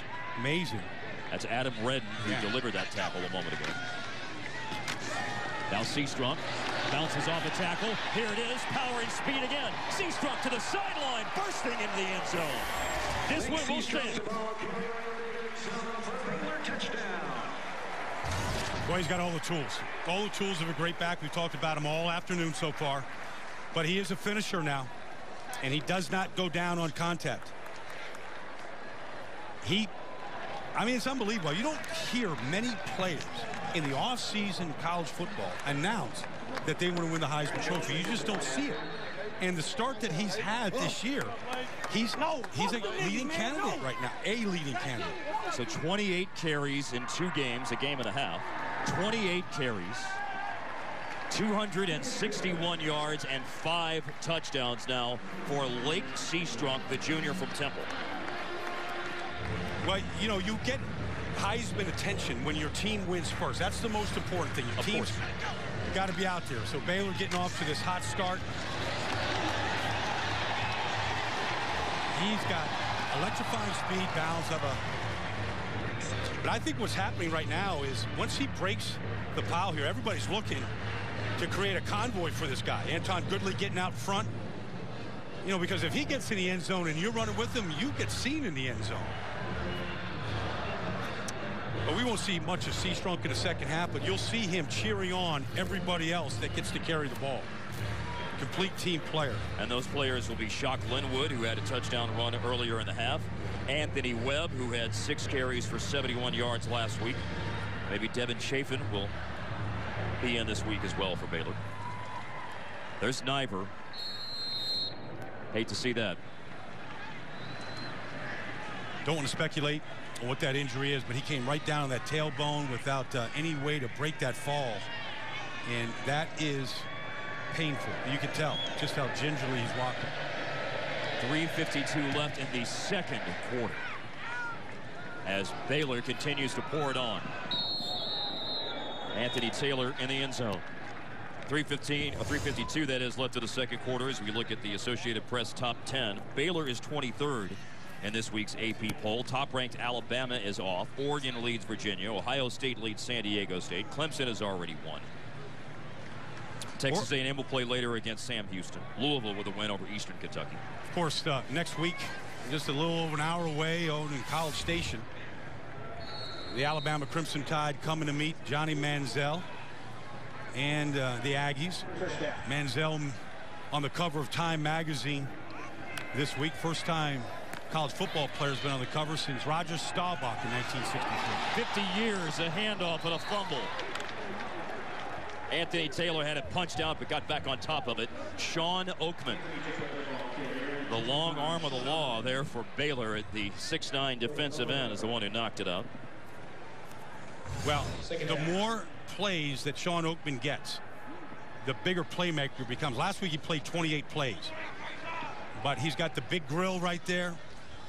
He's gone from 235 pounds as a freshman to 286 pounds and growing. Loss of 6 after the fumble. To the sideline, a pass to Alex Newts. I think if Newts could handle it, you could throw the ball to him every play. Now there's the long arm of Oakman. That's like a big limb from the oak tree that just reached out there and poked that ball loose. Baylor's already forced a fumble and run it back for a touchdown today. Bryce Hager with a 90-yard return. Oakman forced that fumble, but Anthony Taylor got back on it. 3rd down and 10. Buffalo, their own 27. Licata hanging in, throwing over the middle. Fred Lee, but short of the 1st down. If you're 6'9" now, Mark, you know, you expect to be cut. I mean, it's just tall timber. Here he is. Davis is going to cut him here. He's going to throw the blade on him. All right, that's one way to get him down, but he doesn't stay down long. You can see, look at this, is exactly what you're coached to do. I mean, this is right up, get your hands up, try affect the next pass. That's great effort. Great effort by Oakman. Good job by Andre Davis getting him down, but some effort from that man. Fred Lee did catch the pass, but it leaves 4th and 3. They ran a fake punt on the last 4th down. Not this time. Tyler Grassman will kick. Levi Norwood has a chance to return. Makes a man miss. Has a block. Might have been a block in the back. There is a marker down, and Norwood still on his feet, finally driven down around the 20. Well, the old adage is if you see the back of the number, don't hit the man. And I think what you saw, Mark, is I think with the 7 officials down there. So remember, in Big 12 play this year, there'll be 8 officials covering the field. During the return, illegal block in the back. Number 24, the receiving team. 10-yard penalty. 1st down. Well, field position doesn't seem to affect. Yeah.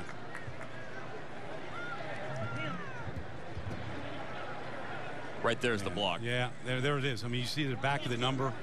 All right. Now, it's ill-advised. That'll be coached up in the film room tomorrow. You make a mistake like that, you just don't want to make that mistake again. You know, get it pointed out in front of the special teams crew, and you don't want to be the guy that gets pointed at again. We saw 14 with the penalty, Anthony Webb, and of course 14 is Bryce Petty, the quarterback, who will field the snap and hand it off. Well, you can see right now Baylor is trying to slow it down. I mean, they were running a play every 14 seconds, but I think there is a little mercy here. They still won't huddle, but they'll take their time and run a little bit more time off the clock. Shock Linwood ran it on 1st down, and Linwood will run it on 2nd down. And a hole opens up once he got past the line of scrimmage for 1st down yardage. Whitney Sherry has him at the 25. It's time for the Mattress Firm All Access Update. Bryce Petty, 10 of 13, 265 yards, 2 passing touchdowns, and a rushing touchdown. You know, and those aren't like just, you know, nickel and dime type throws. I mean, he's throwing that ball deep 30 and 40 yards down the field. He missed 5 last week. He's missed 3 so far today. They have 2 timeouts. Petty rolling. Throws. Tevin Reese comes back to the ball. Tevin Reese catches near midfield. Well, that's a comeback throw. You know, Bryce Petty doesn't like what he sees to the left side. He buys himself a little bit of time, extends the play, but he stays calm in his 2nd start in college football. Eyes down the field and finds Tevin Reese. 19 yards, 50 seconds. Handoff, Corey Coleman from the receiver position on an end around. A flag's down. Nick Gilbo. Nick Gilbo's a former walk-on for Port Henry, New York, a town of 1,200 people. Played at Hudson Valley Community College. Personal foul. Shot block. Number 32 offense. 15-yard penalty. Replay. 1st down. I would say if there is a point of contention for Art Briles here at halftime today, it's the penalties that they've had. Just way too many of them.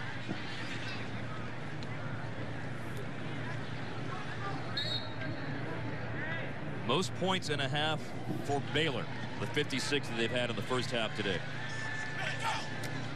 As you noted, a few penalties. That's the 4th of the day. As a throw to Jared Monk, the tight end, is caught. They gain a lot of the penalty yardage back for that chop block call up near the original line of scrimmage on this set of downs. It's at the Baylor 46. And they will let the half run out. The only thing that stopped the Baylor offense in the first half was the clock. That's it. I mean, it was near perfection on every phase, and Buffalo's going to try to regroup. But Bryce Petty, again, running this offense to perfection. 69-3, they defeated Wofford last week. 56-13, they lead University at Buffalo, the Bulls, at the half. When we return, Lauren McKeeman and Tony Banks are in the studio for Fox College Football Halftime, presented by Arby's. Buffalo go home. They used to this heat. Woo!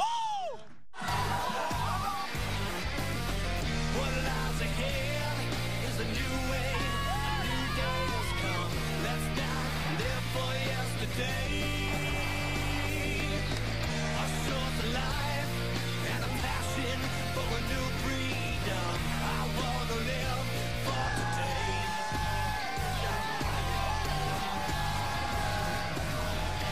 Fox College football, a hot afternoon in Central Texas. The Baylor Bears, ranked 23rd in the nation, lead the Buffalo Bulls 56-13. Thanks for joining us today for Fox College football. With Brian Baldinger, I'm Mark Followell. And the first half, it was just shock and awe by the Baylor offense. Over 500 yards, 56 points on the board. Baldy, they couldn't be stopped other than the clock running out at the end of the half. No, they haven't punted. You know, they punted once this year. I mean, they're a dynamic football team.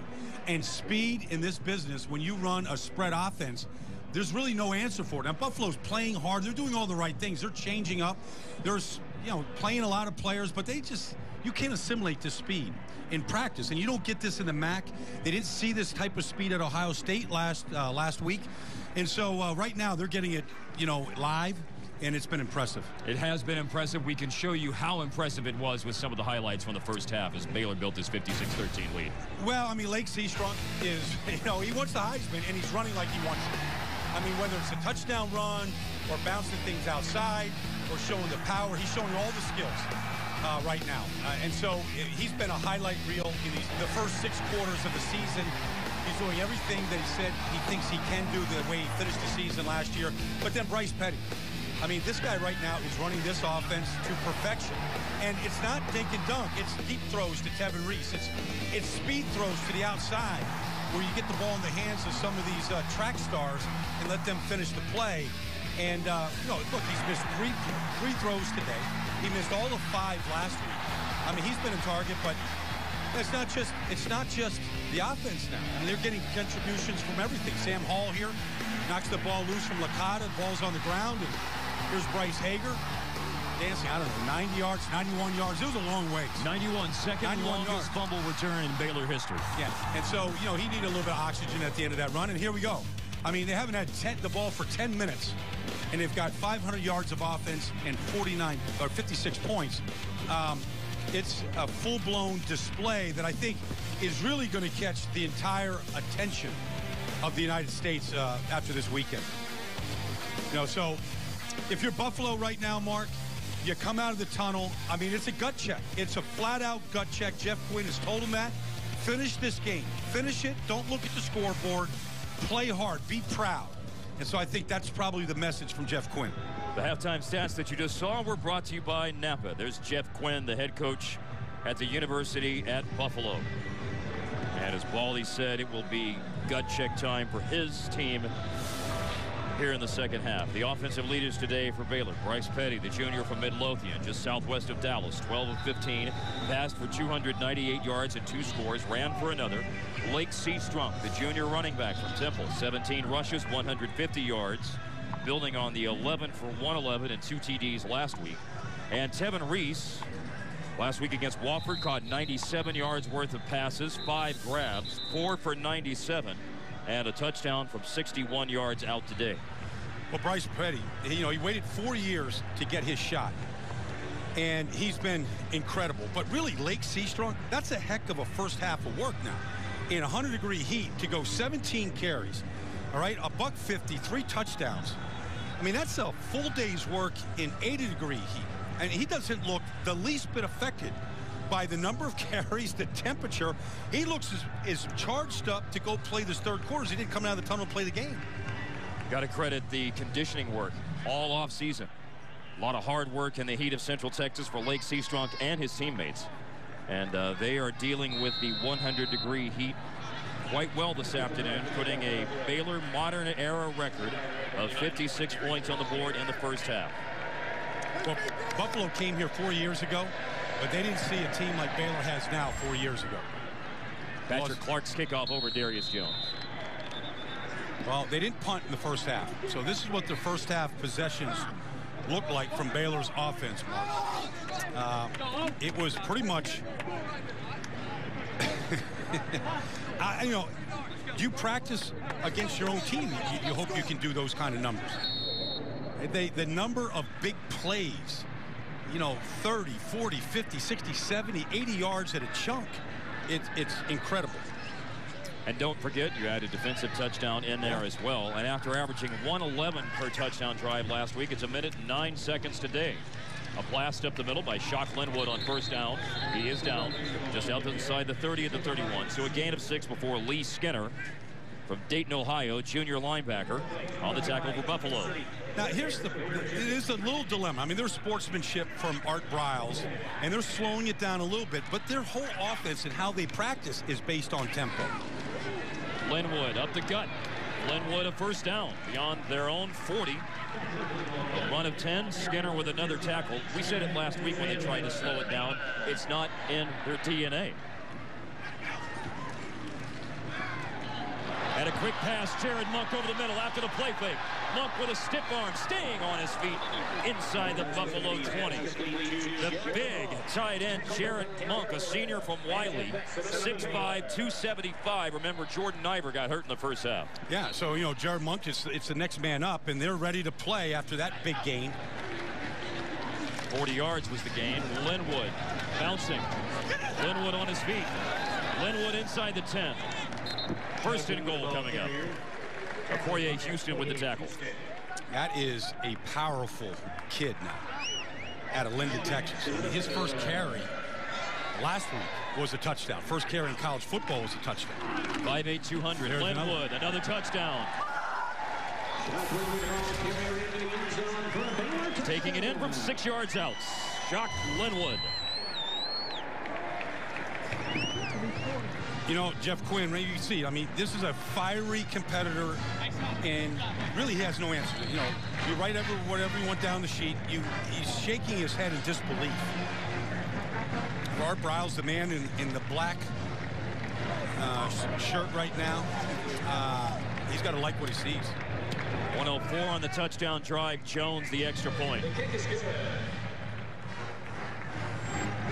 Tight ends getting involved in the passing game today before he got hurt. Jordan Niver had a couple of catches in the first half. And now Jared Monk on the quick pass over the middle and the rumble down the field. Baylor after the TD now up 50.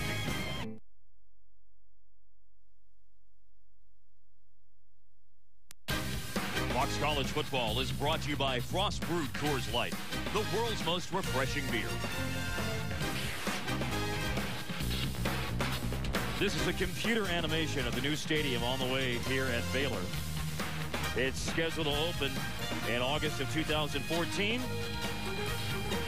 And our crew was out this morning with some footage. Right by the Brazos River at Interstate 35 in Waco, 45,000 seat stadium, expandable to 55,000, being built at a cost of $260 million. And here is a shot live of the new stadium, and you can see the shot here from Floyd Casey just a couple of miles away. Well, we're right in between Austin, Texas, Memorial Stadium down there at the University of Texas, and Dallas, where AT&T Stadium on Sunday night will see the Cowboys and the Giants play. Yes. You know, and so this is really an exciting time at Baylor football, for Baylor football, and it's all because of the vision and the passion of Art Briles, period. kick, fumbled at the 30 to the 35. Buffalo with a short return of a short kick. Jimmy Gordon up back, tight end, fielded, and ran it up past the Buffalo 30. Last week, 111, the average time of touchdown drives, and this last drive for Baylor shortened the average by a second, knocked it down from 109 in the first half, now 108 for the game.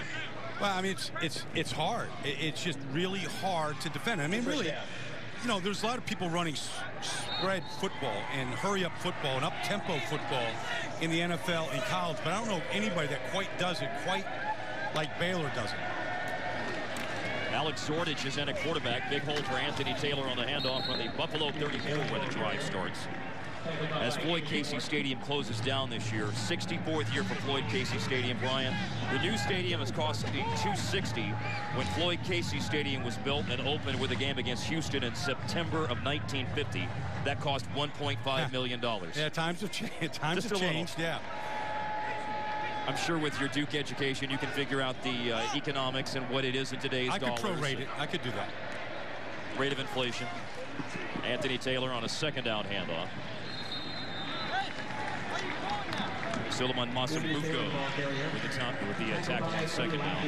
Yeah, you can't get lost here on what Alex Newts has done. Their all-time leading receiver at Buffalo in the day that he's having, almost 200 yards receiving. That is, you know, to go on the road in this kind of heat and do it is really been impressive. 218 is the Buffalo single-game receiving yardage record. And Alex Newts has a chance at that today. They hand off to Anthony Taylor.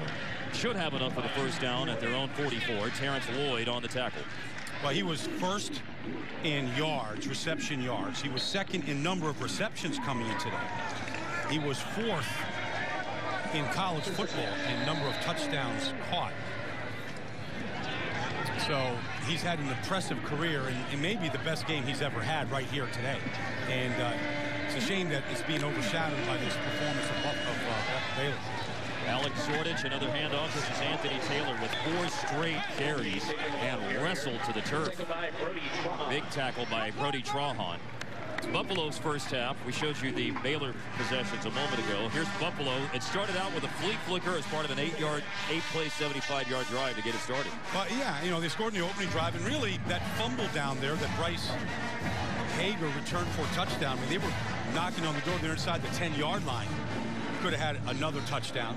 And they got down to the 1-yard line against Ohio State last week. Didn't score. They can move the football. Zordich on 2nd and 8. Tipped it behind Jimmy Gordon. Incomplete. Well, one thing about Alex Zordich, he is a competitor now. I mean, he's going to give you everything he has. Seeing some of the depth right now of Baylor's defense. Masumbuko. Masumbuko from Trinity High School in Euless, near Fort Worth. Tipped the pass. 3rd down and 8. After Zordich's first incompletion. It's an all-out blitz right now. At least they're showing that. And Zordich in an audible slant route. Fred Lee. Lee stretches forward, but well short of the first down. Maybe on Edwards. Read that play out perfectly. They tried to take some time off the clock. I mean, Baylor can't. So they tried to do that by running the ball a little bit, but they were unable to convert on the 3rd down. They had a good start converting 3rd downs early in the game. Now 4 for 9 on 3rd downs after that. Grassman with the punt. Levi Norwood signaling fair catch. His own man knocked him down.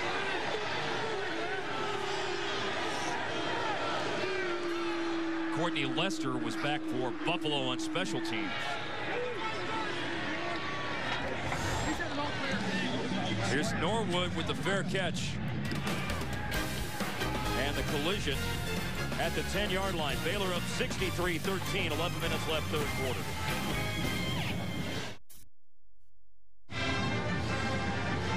From America's #1 pregame show comes the all-new Fox Football Daily, featuring an all-star lineup of experts and NFL legends.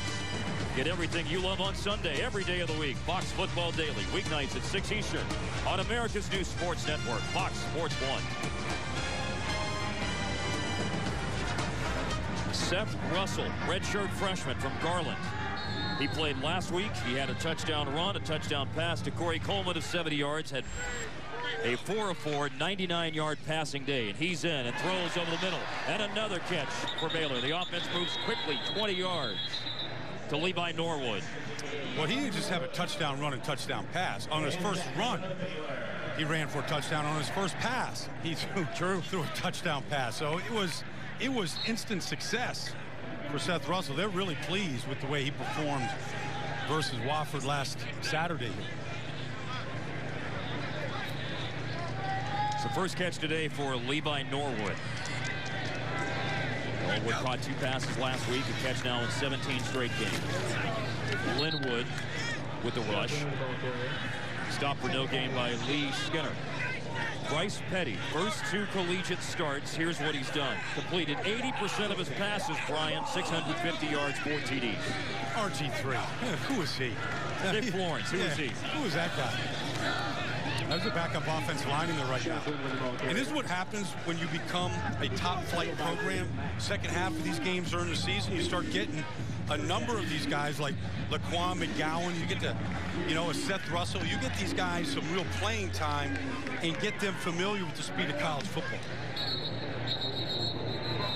You've got Kyle Fuller at center, Trayvon Armstead at right tackle. You mentioned Laquan McGowan at left guard. Number 55, offense. 5-yard penalty. Third down. That's the new center, Kyle Fuller. Jason Osei is in at guard, right guard. Pat Colbert at left tackle. Baylor 5 of 5 today on third downs. Amazing stat. I mean, all those stats are amazing offensively. And they've converted some long ones today, too. They get pushed back here with the penalty at third and long, 3rd and 11. Delay handoff. Linwood to the corner. Linwood. Tripped up.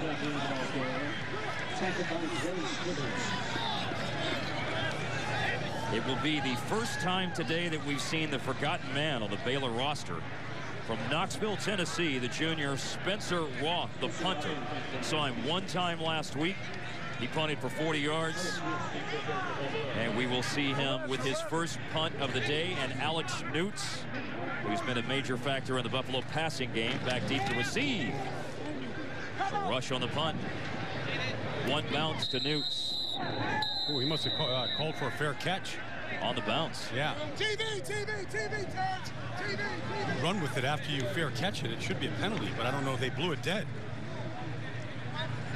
8:52 remaining third quarter. 48 yards on the first punt today for Spencer Roth. Baylor 63, Buffalo 13. A lot to celebrate today for the Bears. Jeff Quinn, the head coach at Buffalo. Alex Newts, the wide receiver for Buffalo, called for a fair catch by doing this on the return. Well, any kind of motion with the hands signals a fair catch, even though it's below his waist. And so, properly blown dead on that case. He was just waving his blockers off because the ball bounced short. Sordich at quarterback. Sordich on the keep. Hit at the line of scrimmage, Sam Hall. I don't know if Alex Newts is done for the day. He's taking his gloves off on the sideline. He's not out there right now. Maybe just trying to get some time for some of the younger players. Close to a Buffalo record in terms of receiving yards and close to their first 200-yard game in receiving yards since 2002. Out on the left side, incomplete, a pass. Ron Willoughby, the intended receiver. Yeah, I mean, they're just getting some younger players. Ron Willoughby is a sophomore out of Avon Lake, Ohio. Just taking this time down 50 here in the third quarter to get some playing time for some younger players that they're going to have to rely on as they get ready for their MAC conference schedule. 2 non-conference games at home coming up for Buffalo against Stony Brook and then Connecticut. Forced up to run. Alex Sordich is belted at the 25. Brody Trahan. That will leave a 4th and 4 for Buffalo with 8 minutes remaining in the third quarter. Baylor's last drive ended in the first punt of the day Tyler Grassman will be back out on the field to punt again, though, for Buffalo. Tyler Grassman in punt formation. Levi Norwood back to return his punt. If you're not hustling, this guy will take it right to the house on you. He's got incredible speed himself. 3 catches for the season. It's a nice kick by Grassman, who we noted earlier really struggled last year, only 35 yards a punt. A good kick, good coverage, 56 yards on that punt. Art Briles and the Baylor Bears putting on a show today. They lead 63-13 over the Buffalo Bulls. Baylor 63, Buffalo 13, Fox College football. 23rd ranked Baylor with the lead, and here's the Coors Light Cold Hard Fact. Brought to you by Frost Brew Coors Light. Best winning percentage at home of the Big 12 since 2011, the Baylor Bears. Winning 93% of their games, 13-1. It will go to 14-1 here in a quarter and a half. Maybe they shouldn't go to the new stadium. Maybe they should ride the hot house right here at Floyd Casey. Like they've got a heck of a home field advantage right now. A quick throw by Seth Russell. And a catch, moving up the sideline, pushed out of bounds, Corey Pullman. And if you're just tuning into the game, look, it's 98 degrees or more this afternoon, 97 at kickoff. The amount of people in the stands does not reflect the energy that was here earlier in the game last week. And 45,000 people were here last week. Second largest crowd for a Floyd Casey Stadium Open. Only one larger, Oklahoma, here in 1973. Robbie Rhodes, the freshman at a Southwest High School in Fort Worth, just put a move on the corner. What you call a post corner route. And I don't know, this ball is close to a big play. Robbie Rhodes, not quite off the fingertips. They're going for a big play there. That's one thing about this offense. It is, they strike fear on you because they're not afraid throwing the ball deep down the field and anywhere on the field. And so many different weapons. They fake the handoff, they throw for Jay Lee. Baylor fans want a flag down. Did you see some jersey being grabbed? I think so. Yeah. And you got to do that sometime. Marcus Baker out there on coverage. There it is. Yeah, I mean, looks like he's trying to slow him down one way or the other. Jay Lee caught 3 passes last week. Russell to throw again. Dancing around in the pocket. He's got Rhodes. Rolling and trying to find Rhodes. Rhodes looked almost like he lost it in the sun the way he was turning back for the ball. Well, it's a hot, lazy Texas sun, and it's big. And it can blind you if you're looking right into it. I mean, you're going to get Robbie Rhodes open right there in the middle of the field. He might need a little tint on that shield of his. Yeah, I don't think he saw it. I mean, because he reacts to football way better than that. I think he got blinded by that 100-degree sun. Second punt today for Spencer Roth. The protection picks up the rush. And that's a fair catch at the 18-yard line for Alex Newts. 37 yards on that punt. It's a triple header today on Fox Sports Networks. Stephen F. Austin and Texas Tech will wrap up the day of college football coverage. Baker Mayfield last week led Tech to a win at Ford Stadium against SMU, 43 of 60, 413 yards. First freshman quarterback to be named Big 12 Player of the Week since the man who is now his coach, Cliff Kingsbury. Well, just look at that. Completions, 43 completions in a game. It used to be if you threw the ball 43 times, oh, you're just an aerial circus. All you do is throw the ball. He had 43 completions. Zordich going up top, down the middle of the field. That's Ron Willoughby. Ron Willoughby catches deep in Baylor territory. Down as he catches at the 36. Well, I like to see it. I like the fact that Buffalo is still attacking. Willoughby out there right now at the X receiver in place of Alex Newts. And Zordich airs this one out. Gets a lot of air underneath it. Nice effort by Willoughby to pull it in and then seal it before he hits the ground. And a welcome to college football for Ron Willoughby with his first catch. Anthony Taylor running off the right side. Nowhere to go. Suleiman Masambuko Is that Willoughby's first catch? Yes. Wow. I tell you, that's impressive. Another way to lay out for it. You just like to see effort plays, you know, when a team is down 50 like this. Because those are the kind of plays that's going to help them compete in the MAC conference this year.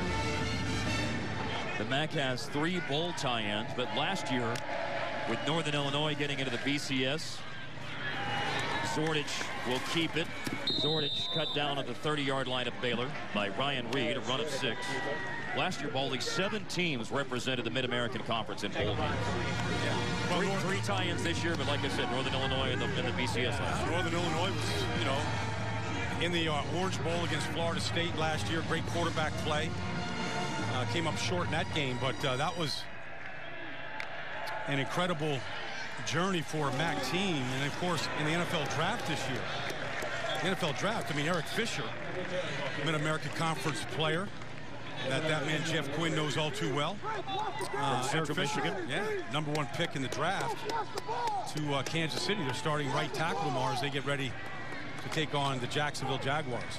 In the beginning of the Andy Reid era. It's 4th and 2. Jeff Quinn keeping the offense on the field to go for it here. They went 1 for 2 on 4th downs last week against Ohio State. Turning, handing off. Anthony Taylor buried in the backfield. Did not get there. Yeah, who else? The oak tree. Yeah. Sean Oakman. Yeah, you're not getting through the limbs of the oak tree. I mean, I could just see this guy is going to be a budding star in college football. I was going to talk about Baylor's offense. This guy, you're going to find a way to keep this guy on the field. I mean, he's just getting a taste of it now. Look at the reach right here, and just, you call just swallowing a guy up. You just don't see great athletes playing football that are 6'9". I mean, usually they're a little, you know, they're not coordinated. This guy was a basketball player, is growing into his body. He's got tremendous leverage, and I think he really likes the game. Yeah, it's that time of the day when it's just time to cool off. Hottest game in University at Buffalo football history. It's Jay Lee catching along the sideline on the first down throw by Seth Russell. Courtney Lester on a tackle. Jay Lee catches the ball and just gets up right where he was tackled, is in position to go play again. Devin Chafin from Burke Burnett. That's up near Wichita Falls, Texas. And Burke Burnett's Devin Chafin did not play last week. Got some eligibility issues sorted out, and he's on the field today with his first carry.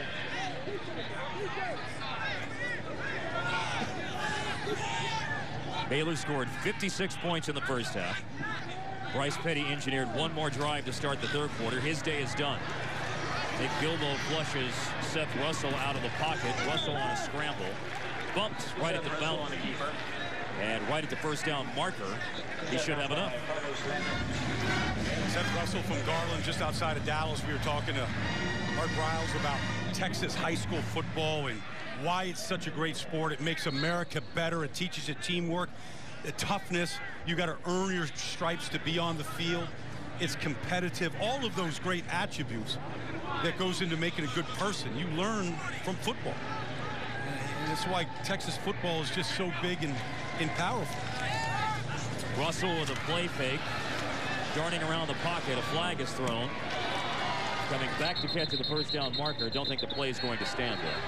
Jay Lee did catch it.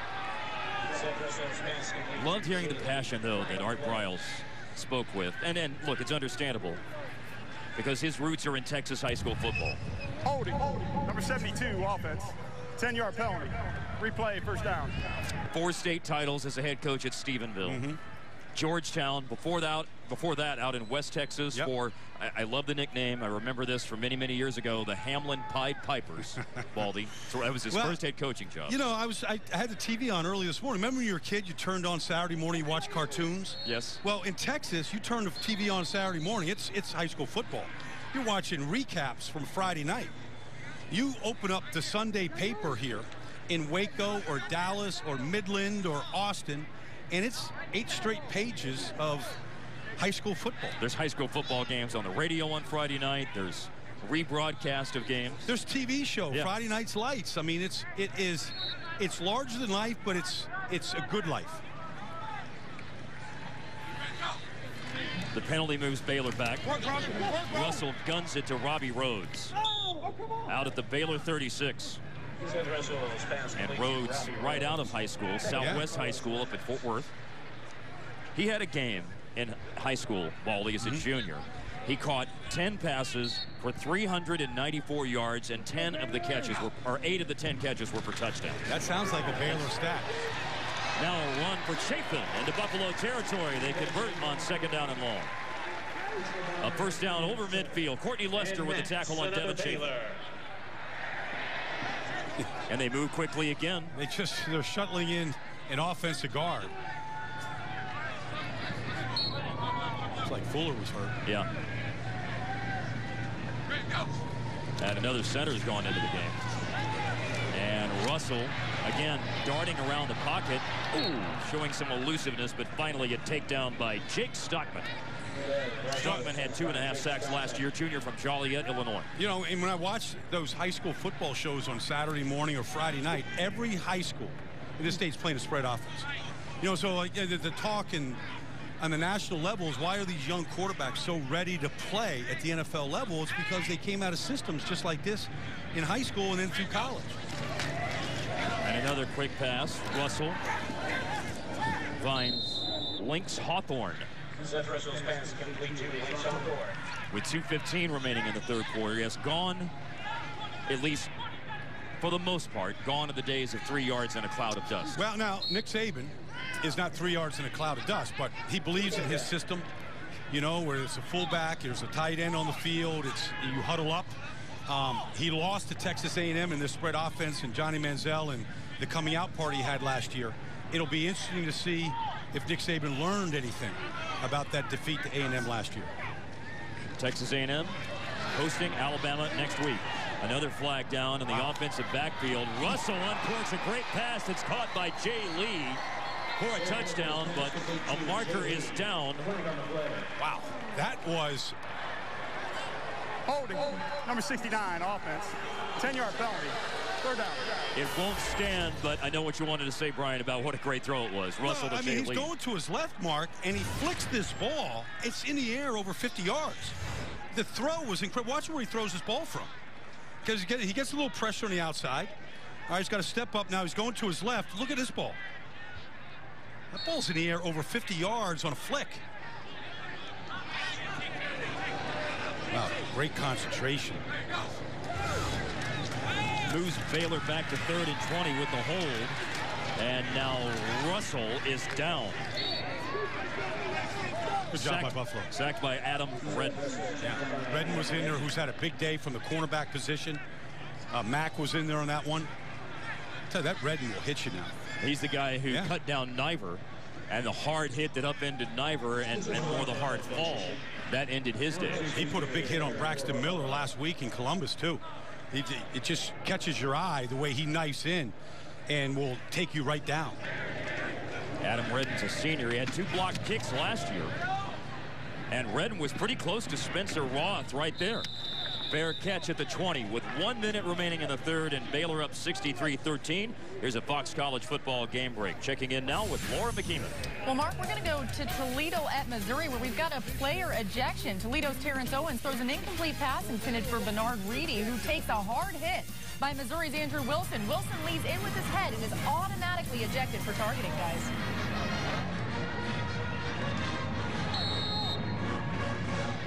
One minute remaining in the third. Buffalo coming out on the field on offense at their own 21. Buffalo scored twice in the first quarter. The extra point on their second touchdown was blocked to account for the total of 13 points.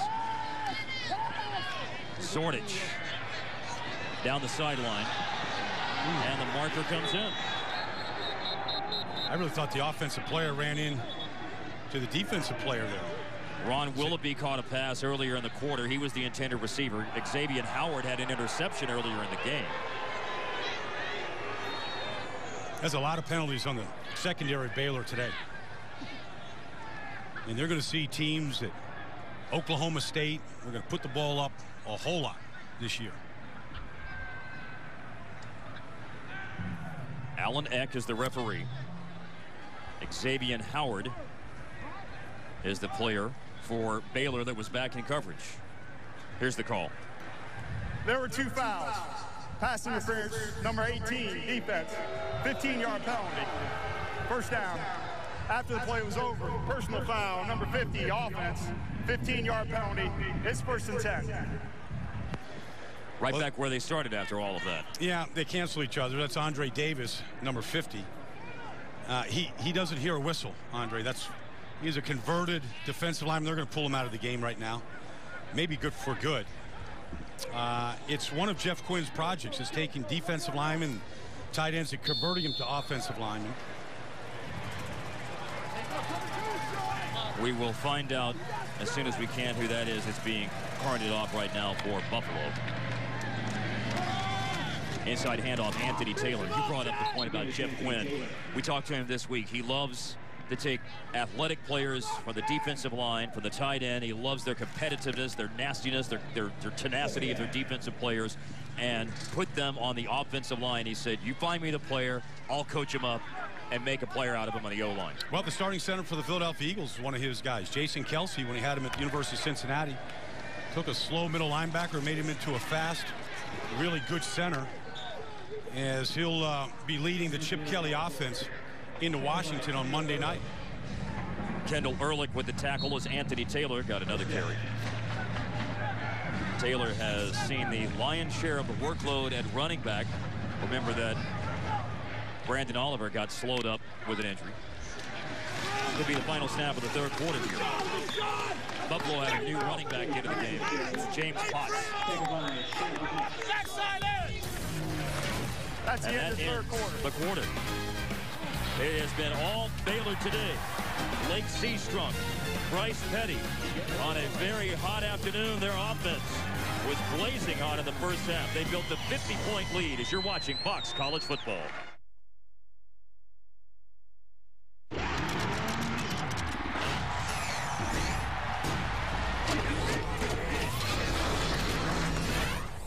The Coors Light game summary as the 4th quarter starts here at Floyd Casey Stadium in Waco, Texas. Buffalo trailing Baylor. 63-13 the lead for the Bears. Buffalo got 197 receiving yards today out of Alex Newt. Baylor scored a modern era record 56 points in the first half as Bryce Petty had a huge day today for Baylor. This is a keep.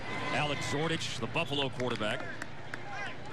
Joe Licata played in the first half. Did return for 1 series after he limped off the field, but then it's been Zordich the entire second half. Yeah, Zordich is just giving him everything he's got right now.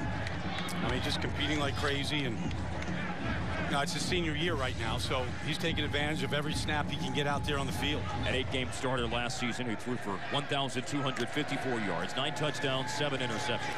James Potts, another Florida guy on this Buffalo roster, Boynton Beach, Florida. Oof. James Potts on the 3rd down run converts for Buffalo. You know, they got 12 kids from the state of Florida up here in Buffalo. I mean, I was shocked when I saw it. But, you know, it's a chance to play, and Jeff Quinn knows how to coach them up and recruit them. He said, look, it's going to be cold and rainy and wet. We don't lie to the kids. We're just going to dress them warm when it gets cold. This is Potts again on the handoff. He said, I look at the guys, I don't want to see anybody weak. I don't want to see anybody intimidated. I don't want to see anyone non-committed. And don't worry about the cold. We'll dress you warm. I tell you what, Jeff Quinn's not thinking about the cold now. No. He's like, or the hot. Get us out of the heat. Get us out of this heat. Get us back to some Buffalo weather. Buffalo weather was one morning earlier this week, 42 degrees. There we go. There we go. Anthony Taylor on a handoff. 2nd down and 5.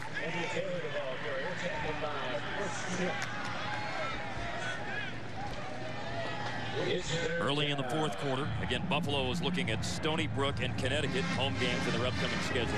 Baylor will have a week off, then we'll play Louisiana Monroe here at home. And then we'll have another week off before they open Big 12 play against West Virginia the first weekend in October. West Virginia will play at Oklahoma, and a game to be televised on Fox tonight. Gus Johnson, Charles Davis will be calling the Mountaineers and the Sooners, who had a 50-48 epic tilt last season. Well, Oklahoma won. That was the game last year where Tavon Austin basically, you know, won that right to be the 8th pick in the NFL draft. I mean, he played running back against Oklahoma last year and ran through Oklahoma like nobody in the history has ever done.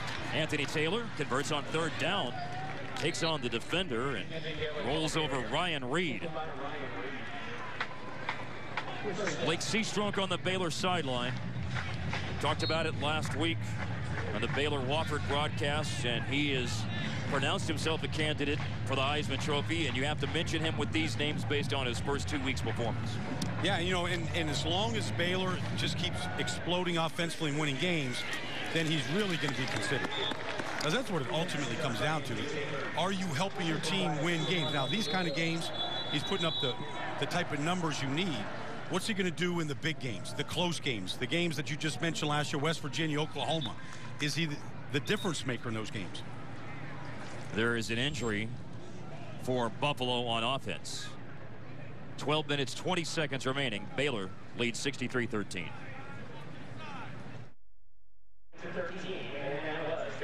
The starting left tackle for Buffalo, Andre Davis, number 50, you see, that was the player that was injured a moment ago for Buffalo. He's gone off to the sideline. With a 2nd down play for Alex Zordich here early in the 4th quarter. Incompletion. Nady Ajay, the intended receiver.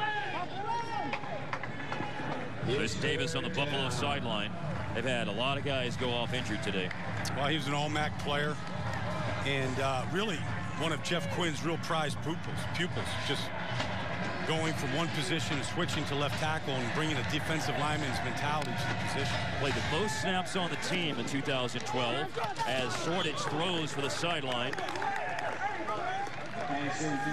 Another incompletion. First time that Marcus McGill has had a pass thrown his way today.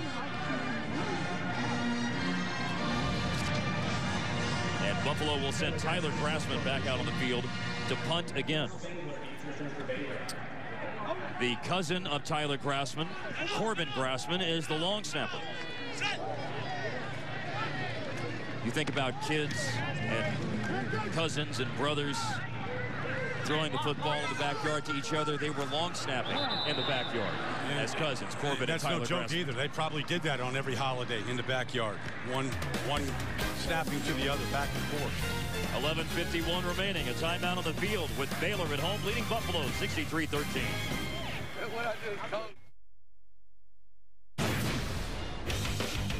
Here's today's principal financial edge of the game, play of the game. Well, Sam Hull knocked the ball loose, and Bryce Hager, the middle linebacker, picks it up and stumbles a little bit, regains his balance, picks up a little bit of a convoy, makes a cut in the open field. Got the ball tucked away, goes 91 yards for a touchdown. That really broke the game open. Buffalo was trying to make a game of it. They could have possibly taken it 42-20 at that point. Instead of it got blown open 49-13, and that's the play that did it for them. Out of the timeout and after the Buffalo punt, Baylor starting on their own 20. A run up the middle. That was Devin Chafin with the carry.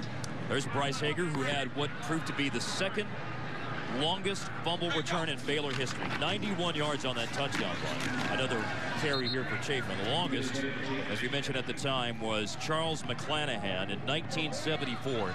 96 yards for Baylor against Missouri. Well, the thing that was impressive, I mean, Bryce was knocked out of the game on a goal line plunge by Bo Oliver earlier in the game, got kicked in the head. Yeah, first drive of the game. Looked a little woozy, but, you know, shook off the cobwebs and got back in there and then makes the biggest play of his life. And one of the biggest defensive plays in Baylor history, 2nd straight week that they end up with a defensive touchdown. On the rollout, forced out Seth Russell. Russell keeps his feet. Russell showing off the speed and then wrestled down shy at midfield. Tamaris Bell bringing down Russell at the 47. He runs for 21 yards. Redshirt freshman from Garland, Seth Russell. Well, I think it's been well documented the success that Art Briles has coaching quarterbacks, and it looks like Seth Russell is getting that type of time where you can see the skills that he has that could be another good one for him. Stands in the pocket, airs it out, looking for Jay Lee, and Jay Lee catches for a touchdown for Baylor. Took that ball right away from Marcus Baker and made it look easy. And again, Russell just flicks that ball. It's in the air 55 yards. He's got, here he is on the outside. Straight speed, stretching you all the way to the sideline now. Runs right by Marcus Baker. Maybe a little bit of a push off with the right arm. Almost like Drew Pearson in the Hail Mary catch from Roger Staubach. Kind of pushed him off, cut the ball with one hand. He didn't push off on that. Well, Drew said he did. So therefore he didn't, right? No. Last week, Baylor set a Floyd Casey Stadium record with 69 points. They set a new one today. Aaron Jones' extra point makes it 70-13 Baylor. Jay Lee caught it after Seth Russell, the redshirt freshman, threw it.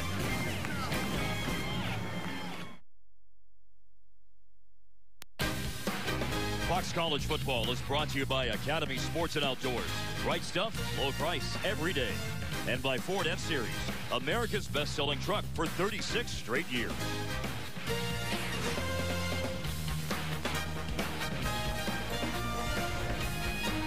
Trying to find a way to keep cool on a 98-degree afternoon. He's sticking it out, though. I mean, I give him credit. Jay Lee next to Lake Seastrunk.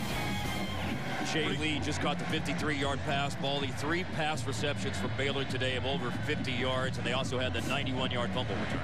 Yeah. A lot of skill in the offensive side of the ball. Kyle Peterson is kicking off now through the end zone. After Jay Lee's 53-yard touchdown reception, this puts Baylor at 740 yards of offense today. Well, Seth Russell has shown off his arm today. I tell you, he's got a cannon now. I mean, he's not a big guy, about 200 pounds off the read action from the 42-yard line. He flicks it. That ball's in the air every bit of 50 yards. And it's not just 50 yards. It's 50 yards exactly where it needs to be. Yes. Right, I mean, right on the spot. I mean, go out in your backyard right now and go try that. 50 yards, you probably got to throw it over to 2 neighbors' houses away to throw it 50 yards in the neighborhood, right? Or go out in the street. Just see if you can do it. Put a bucket out there, see if you can drop it in the way Russell just did. Anthony Taylor, the swing pass for Marcus McHill.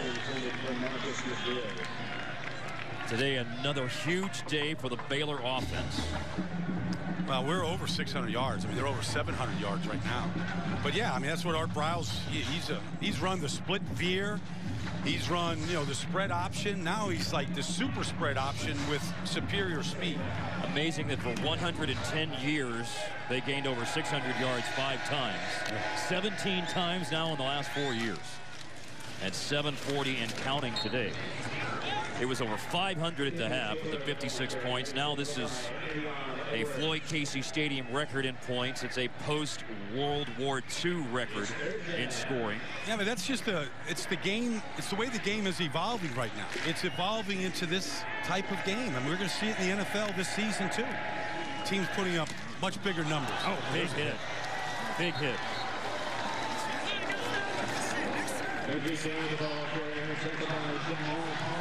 Jamal Palmer, Zorel Ezel. There's the 70 on the board for Baylor. And if you don't think it's this kind of football is coming to Sundays, just look at what happened on Thursday night.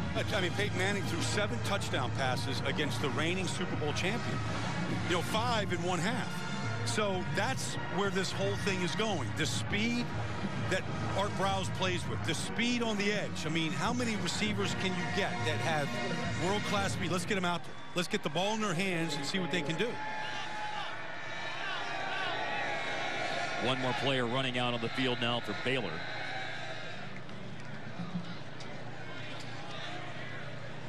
Like there's a delay of game call.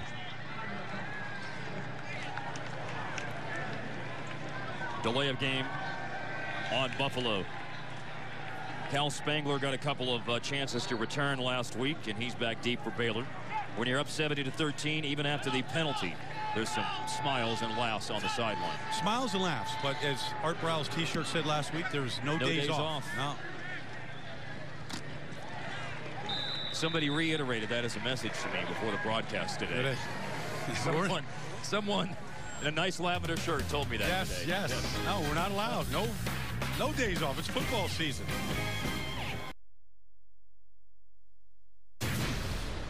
Today's Wada player of the game, Blake Seastrunk, Baylor. Well, he had, what a display. 17 carries all in the first half. 150 yards, 3 touchdowns. You see the power, just lowering the shoulder right there. The legs don't stop. He is like kinetic motion. Whataburger player of the game, Blake Seastrunk, the Wada player, 17 rushes, 150 yards, averaged nearly 9 yards, 3 touchdowns, 6 straight 100-yard games now. Well, we had a chance to listen to him and talk to him at the Big 12 Media Day. Very emotional guy, and it's not all about him. He knows it's about his team and the system, and he's extremely thankful for the opportunity he has. Glasgow Martin only got 1 carry today. Anthony Webb is in now, and he had 6 carries for 71 yards last week. So we've seen Seastrunk. Martin only 1 carry. Carries for Devin Chafin, Shock Linwood, and Anthony Webb is on now. Well, I think Glasgow Martin's coming back from the broken foot. Played a little bit last week. I think they got a bye week coming up. Yeah. I think they're just trying to get him as strong and healthy as he can, to get ready for the conference season. Laquan McGowan. Yeah, he's a big man. Big man that can move. He's only a sophomore. He's going to get a chance to play. He's the left guard. He does blot out the sun. 8.5 minutes remaining. This is the 4th highest point total in Baylor history, as Anthony Webb runs it around right in it. Hit right at the first down marker and surges forward.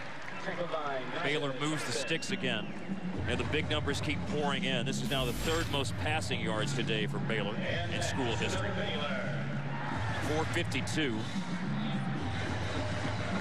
If you're Anthony Webb and you know that games are going to be coming up that's more competitive and they're going to see Seastrunk and Glasgow Martin, you're like, I want to put my resume out here as much as I can right now. 71 yards last week, and this is a player who moved from 3rd team safety on the depth chart to 4th or 5th, depending on who's available at running back. They got noticed with what he did in the 4th quarter last week and has run it 3 times here in the 4th quarter on this drive. It's good hit that time by Buffalo. Good to see those guys still finishing strong here. It's been a long trip and a long afternoon for Buffalo here in the searing heat and under the onslaught of the Baylor offense. But Jeff Quinn is hoping that their day will come whenever they start playing the Mid-American Conference. And again, 2 non-conference games before that, Stony Brook and Connecticut. Trying to get that 6 wins. Devin Chafin with the run. Trying to get that 6 wins to go to a bowl game for just the 2nd time in school history. Well, my guess is it's going to be tough for anybody in the MAC to stop Newt. Alex Newt showed me something here today at Floyd Casey that this guy, and he showed it last week at Ohio State. He showed it throughout his career that he is a tough guy to defend. He gave it everything he had out here today. What a performance. Laquan McGowan's back in there at left guard. And Devin Chafin is back in at running back. Last 2 carries here for Baylor. Couple of yards shy of the first down. Nick Gilbo, we noted earlier, a walk-on, now on scholarship. Port Henry, New York is where he's from, way up by the Vermont border.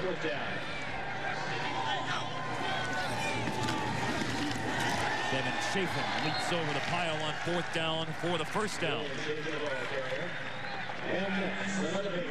And now, Baylor can really for Buffalo too. Just keep this clock ticking here.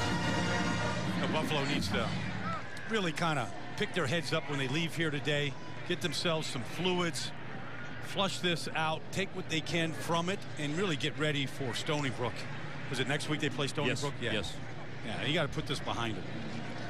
Well, Jeff Quinn used a phrase talking to him on a conference call this week, and he talked about the trip to Columbus and their comeback after going down 23-0.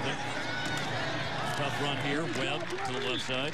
And he said playing in that game and coming back and that trip to Columbus, it's about inspiring yourself to competitive greatness. And he used that phrase a couple of times, and that's the message that he is preaching and instilling in his club. It's a good message. It's a good message. It never gets old. And I think he'll have a good message, for this trip home. First time they've ever played a ranked opponent in back-to-back weeks. They lost to number 2 Ohio State 40-20 last week. They are going to go to 1-11 all-time against ranked opponents since they returned to FBS in 1999. Well, I give them credit. They opened up last year. They opened up last year in Athens, Georgia, against the Bulldogs, and that same group that we're looking at right now, with the headbands on and the mist blowing. They went down there and they played pretty doggone well against them. They're just changing quarterbacks now for Baylor here inside the last 5 minutes. Seth Russell off the field, and Andrew Fairking, who got a couple of snaps at the end of the game last week, is now at a quarterback for Baylor. So Russell's day, if it comes to an end, it's 114 yards passing and a touchdown. And also ran it 4 times for 18 yards. Anthony Webb with another handoff.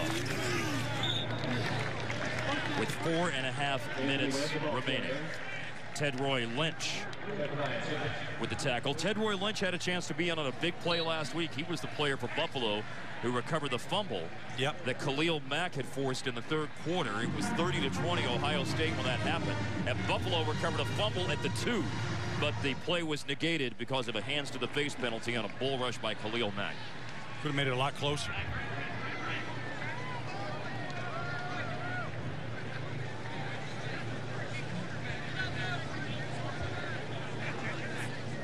First down with 4 minutes to go for Baylor.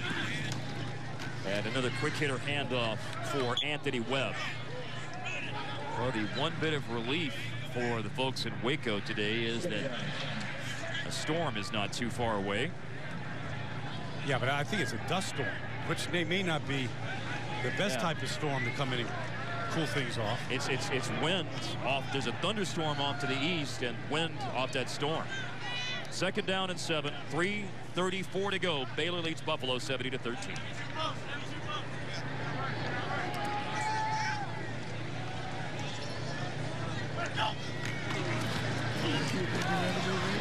Keeper for the new quarterback. Rare King to the sideline and tackled by Brandon Berry. I think the coaching point there is for the young quarterback is to stay in bounds and keep that clock running. We saw that clear shot of the new stadium just up the road earlier, Brian, and now the dust is hindering the view. I've been in Floyd Casey when severe weather comes in with the lightning like they had up in Denver on Thursday night, where it can clear you out real quick. The winds can change, and they're changing right now. Anthony Webb slung down. Oh, this is outflow boundary out of the thunderstorms that are off to the east. Oh, yeah. You didn't know I was going to get meteorological today, did you? But I'm sure you have like one of those digital phones or something with all the weather and probably showing you the wind gust coming in. It's really strong. I don't need the digital phone to tell me that. Yeah, that just changed like literally in the last minute. That just started coming in. You can see the wrappers blowing around the field. Yeah. The flags here at Floyd Casey, the dust kicking up. Anthony Webb on the option. And again, they will go out of bounds here on this 4th down run. The question is, did he get the first down? Maybe turned over on downs here. Yes, it will be turned over on downs. Well, that wind that's blowing the great flag of the state of Texas, the Lone Star State, is also kicking up this dust all over the place. Visibility is going down. This is Art Briles thinking back to his days in West Texas with the wind and sandstorm like this. Art Briles hasn't spent a whole lot of days outside the state of Texas. He'll tell you where every good barbecue spot is around the state. He's combed it, looking for players and competing against a lot of high school programs and college programs in his day. Well, batten down the hatches here for the last 2:10, and the wind's howling in now.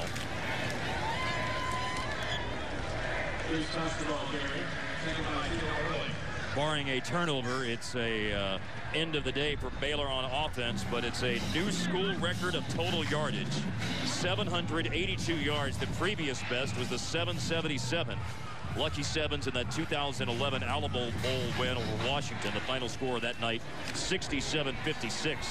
Jamal Palmer wraps up James Potts on the run. Yeah, Mark, I don't think it can be lost what Baylor's win in the Holiday Bowl did for this program and how it launched the entire offseason. I mean, UCLA was the winner of the Pac-12 South last year, and they took UCLA apart the way Baylor took Buffalo apart here today. I mean, with speed, precision, and I think that win against UCLA in a big game, a big bowl game, has really propelled this team throughout this offseason, through the recruiting season.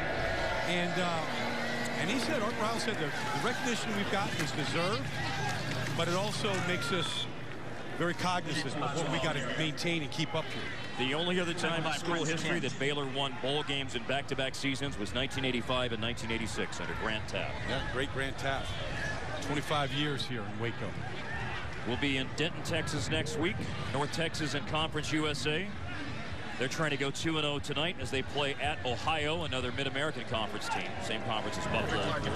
And North Texas will play a MAC squad, Ball State, next week. Ball State beat Illinois State from FCS in their opener, and into the wind. Army today, and yeah, terrible punt because of the wind.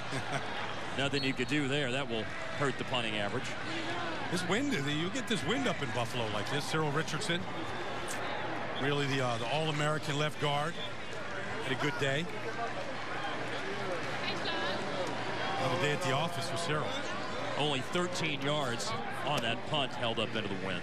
For Baylor, a school record of 782 yards of offense. And you noted this earlier. You talked about the ranking being 23 with an arrow pointing upward. And it would presumably have to go up after this manhandling today. I want to see a team defend this group. They haven't given up. They've scored over 30 points in every game they've played in the last 3 years except 2. And they've got the longest streak in the nation of consecutive games of over 21 points. And they handled that in the first quarter today, as Art Briles and Jeff Quinn will shake hands after Baylor defeats Buffalo 70-13. The 23rd ranked Bears are now 2-0 on the season. They are off next week. They will host Louisiana Monroe 2 weeks from today, and will have another off week before they start Big 12 play against West Virginia. Bryce Hager had one of the big plays of the day, the second longest fumble return in Baylor history, 91 yards on the run back.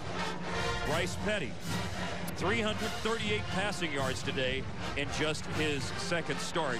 We could keep going and going and going with the accolades. Yeah, it's not about numbers right now for Baylor. I mean, they're putting up monster numbers, but really the leadership you're getting from Lake Seastrunk to performance, like they've got big-time players. Anybody that looks at this team on tape, including Jeff Quinn, is going to say, this is going to be a tough team to defend.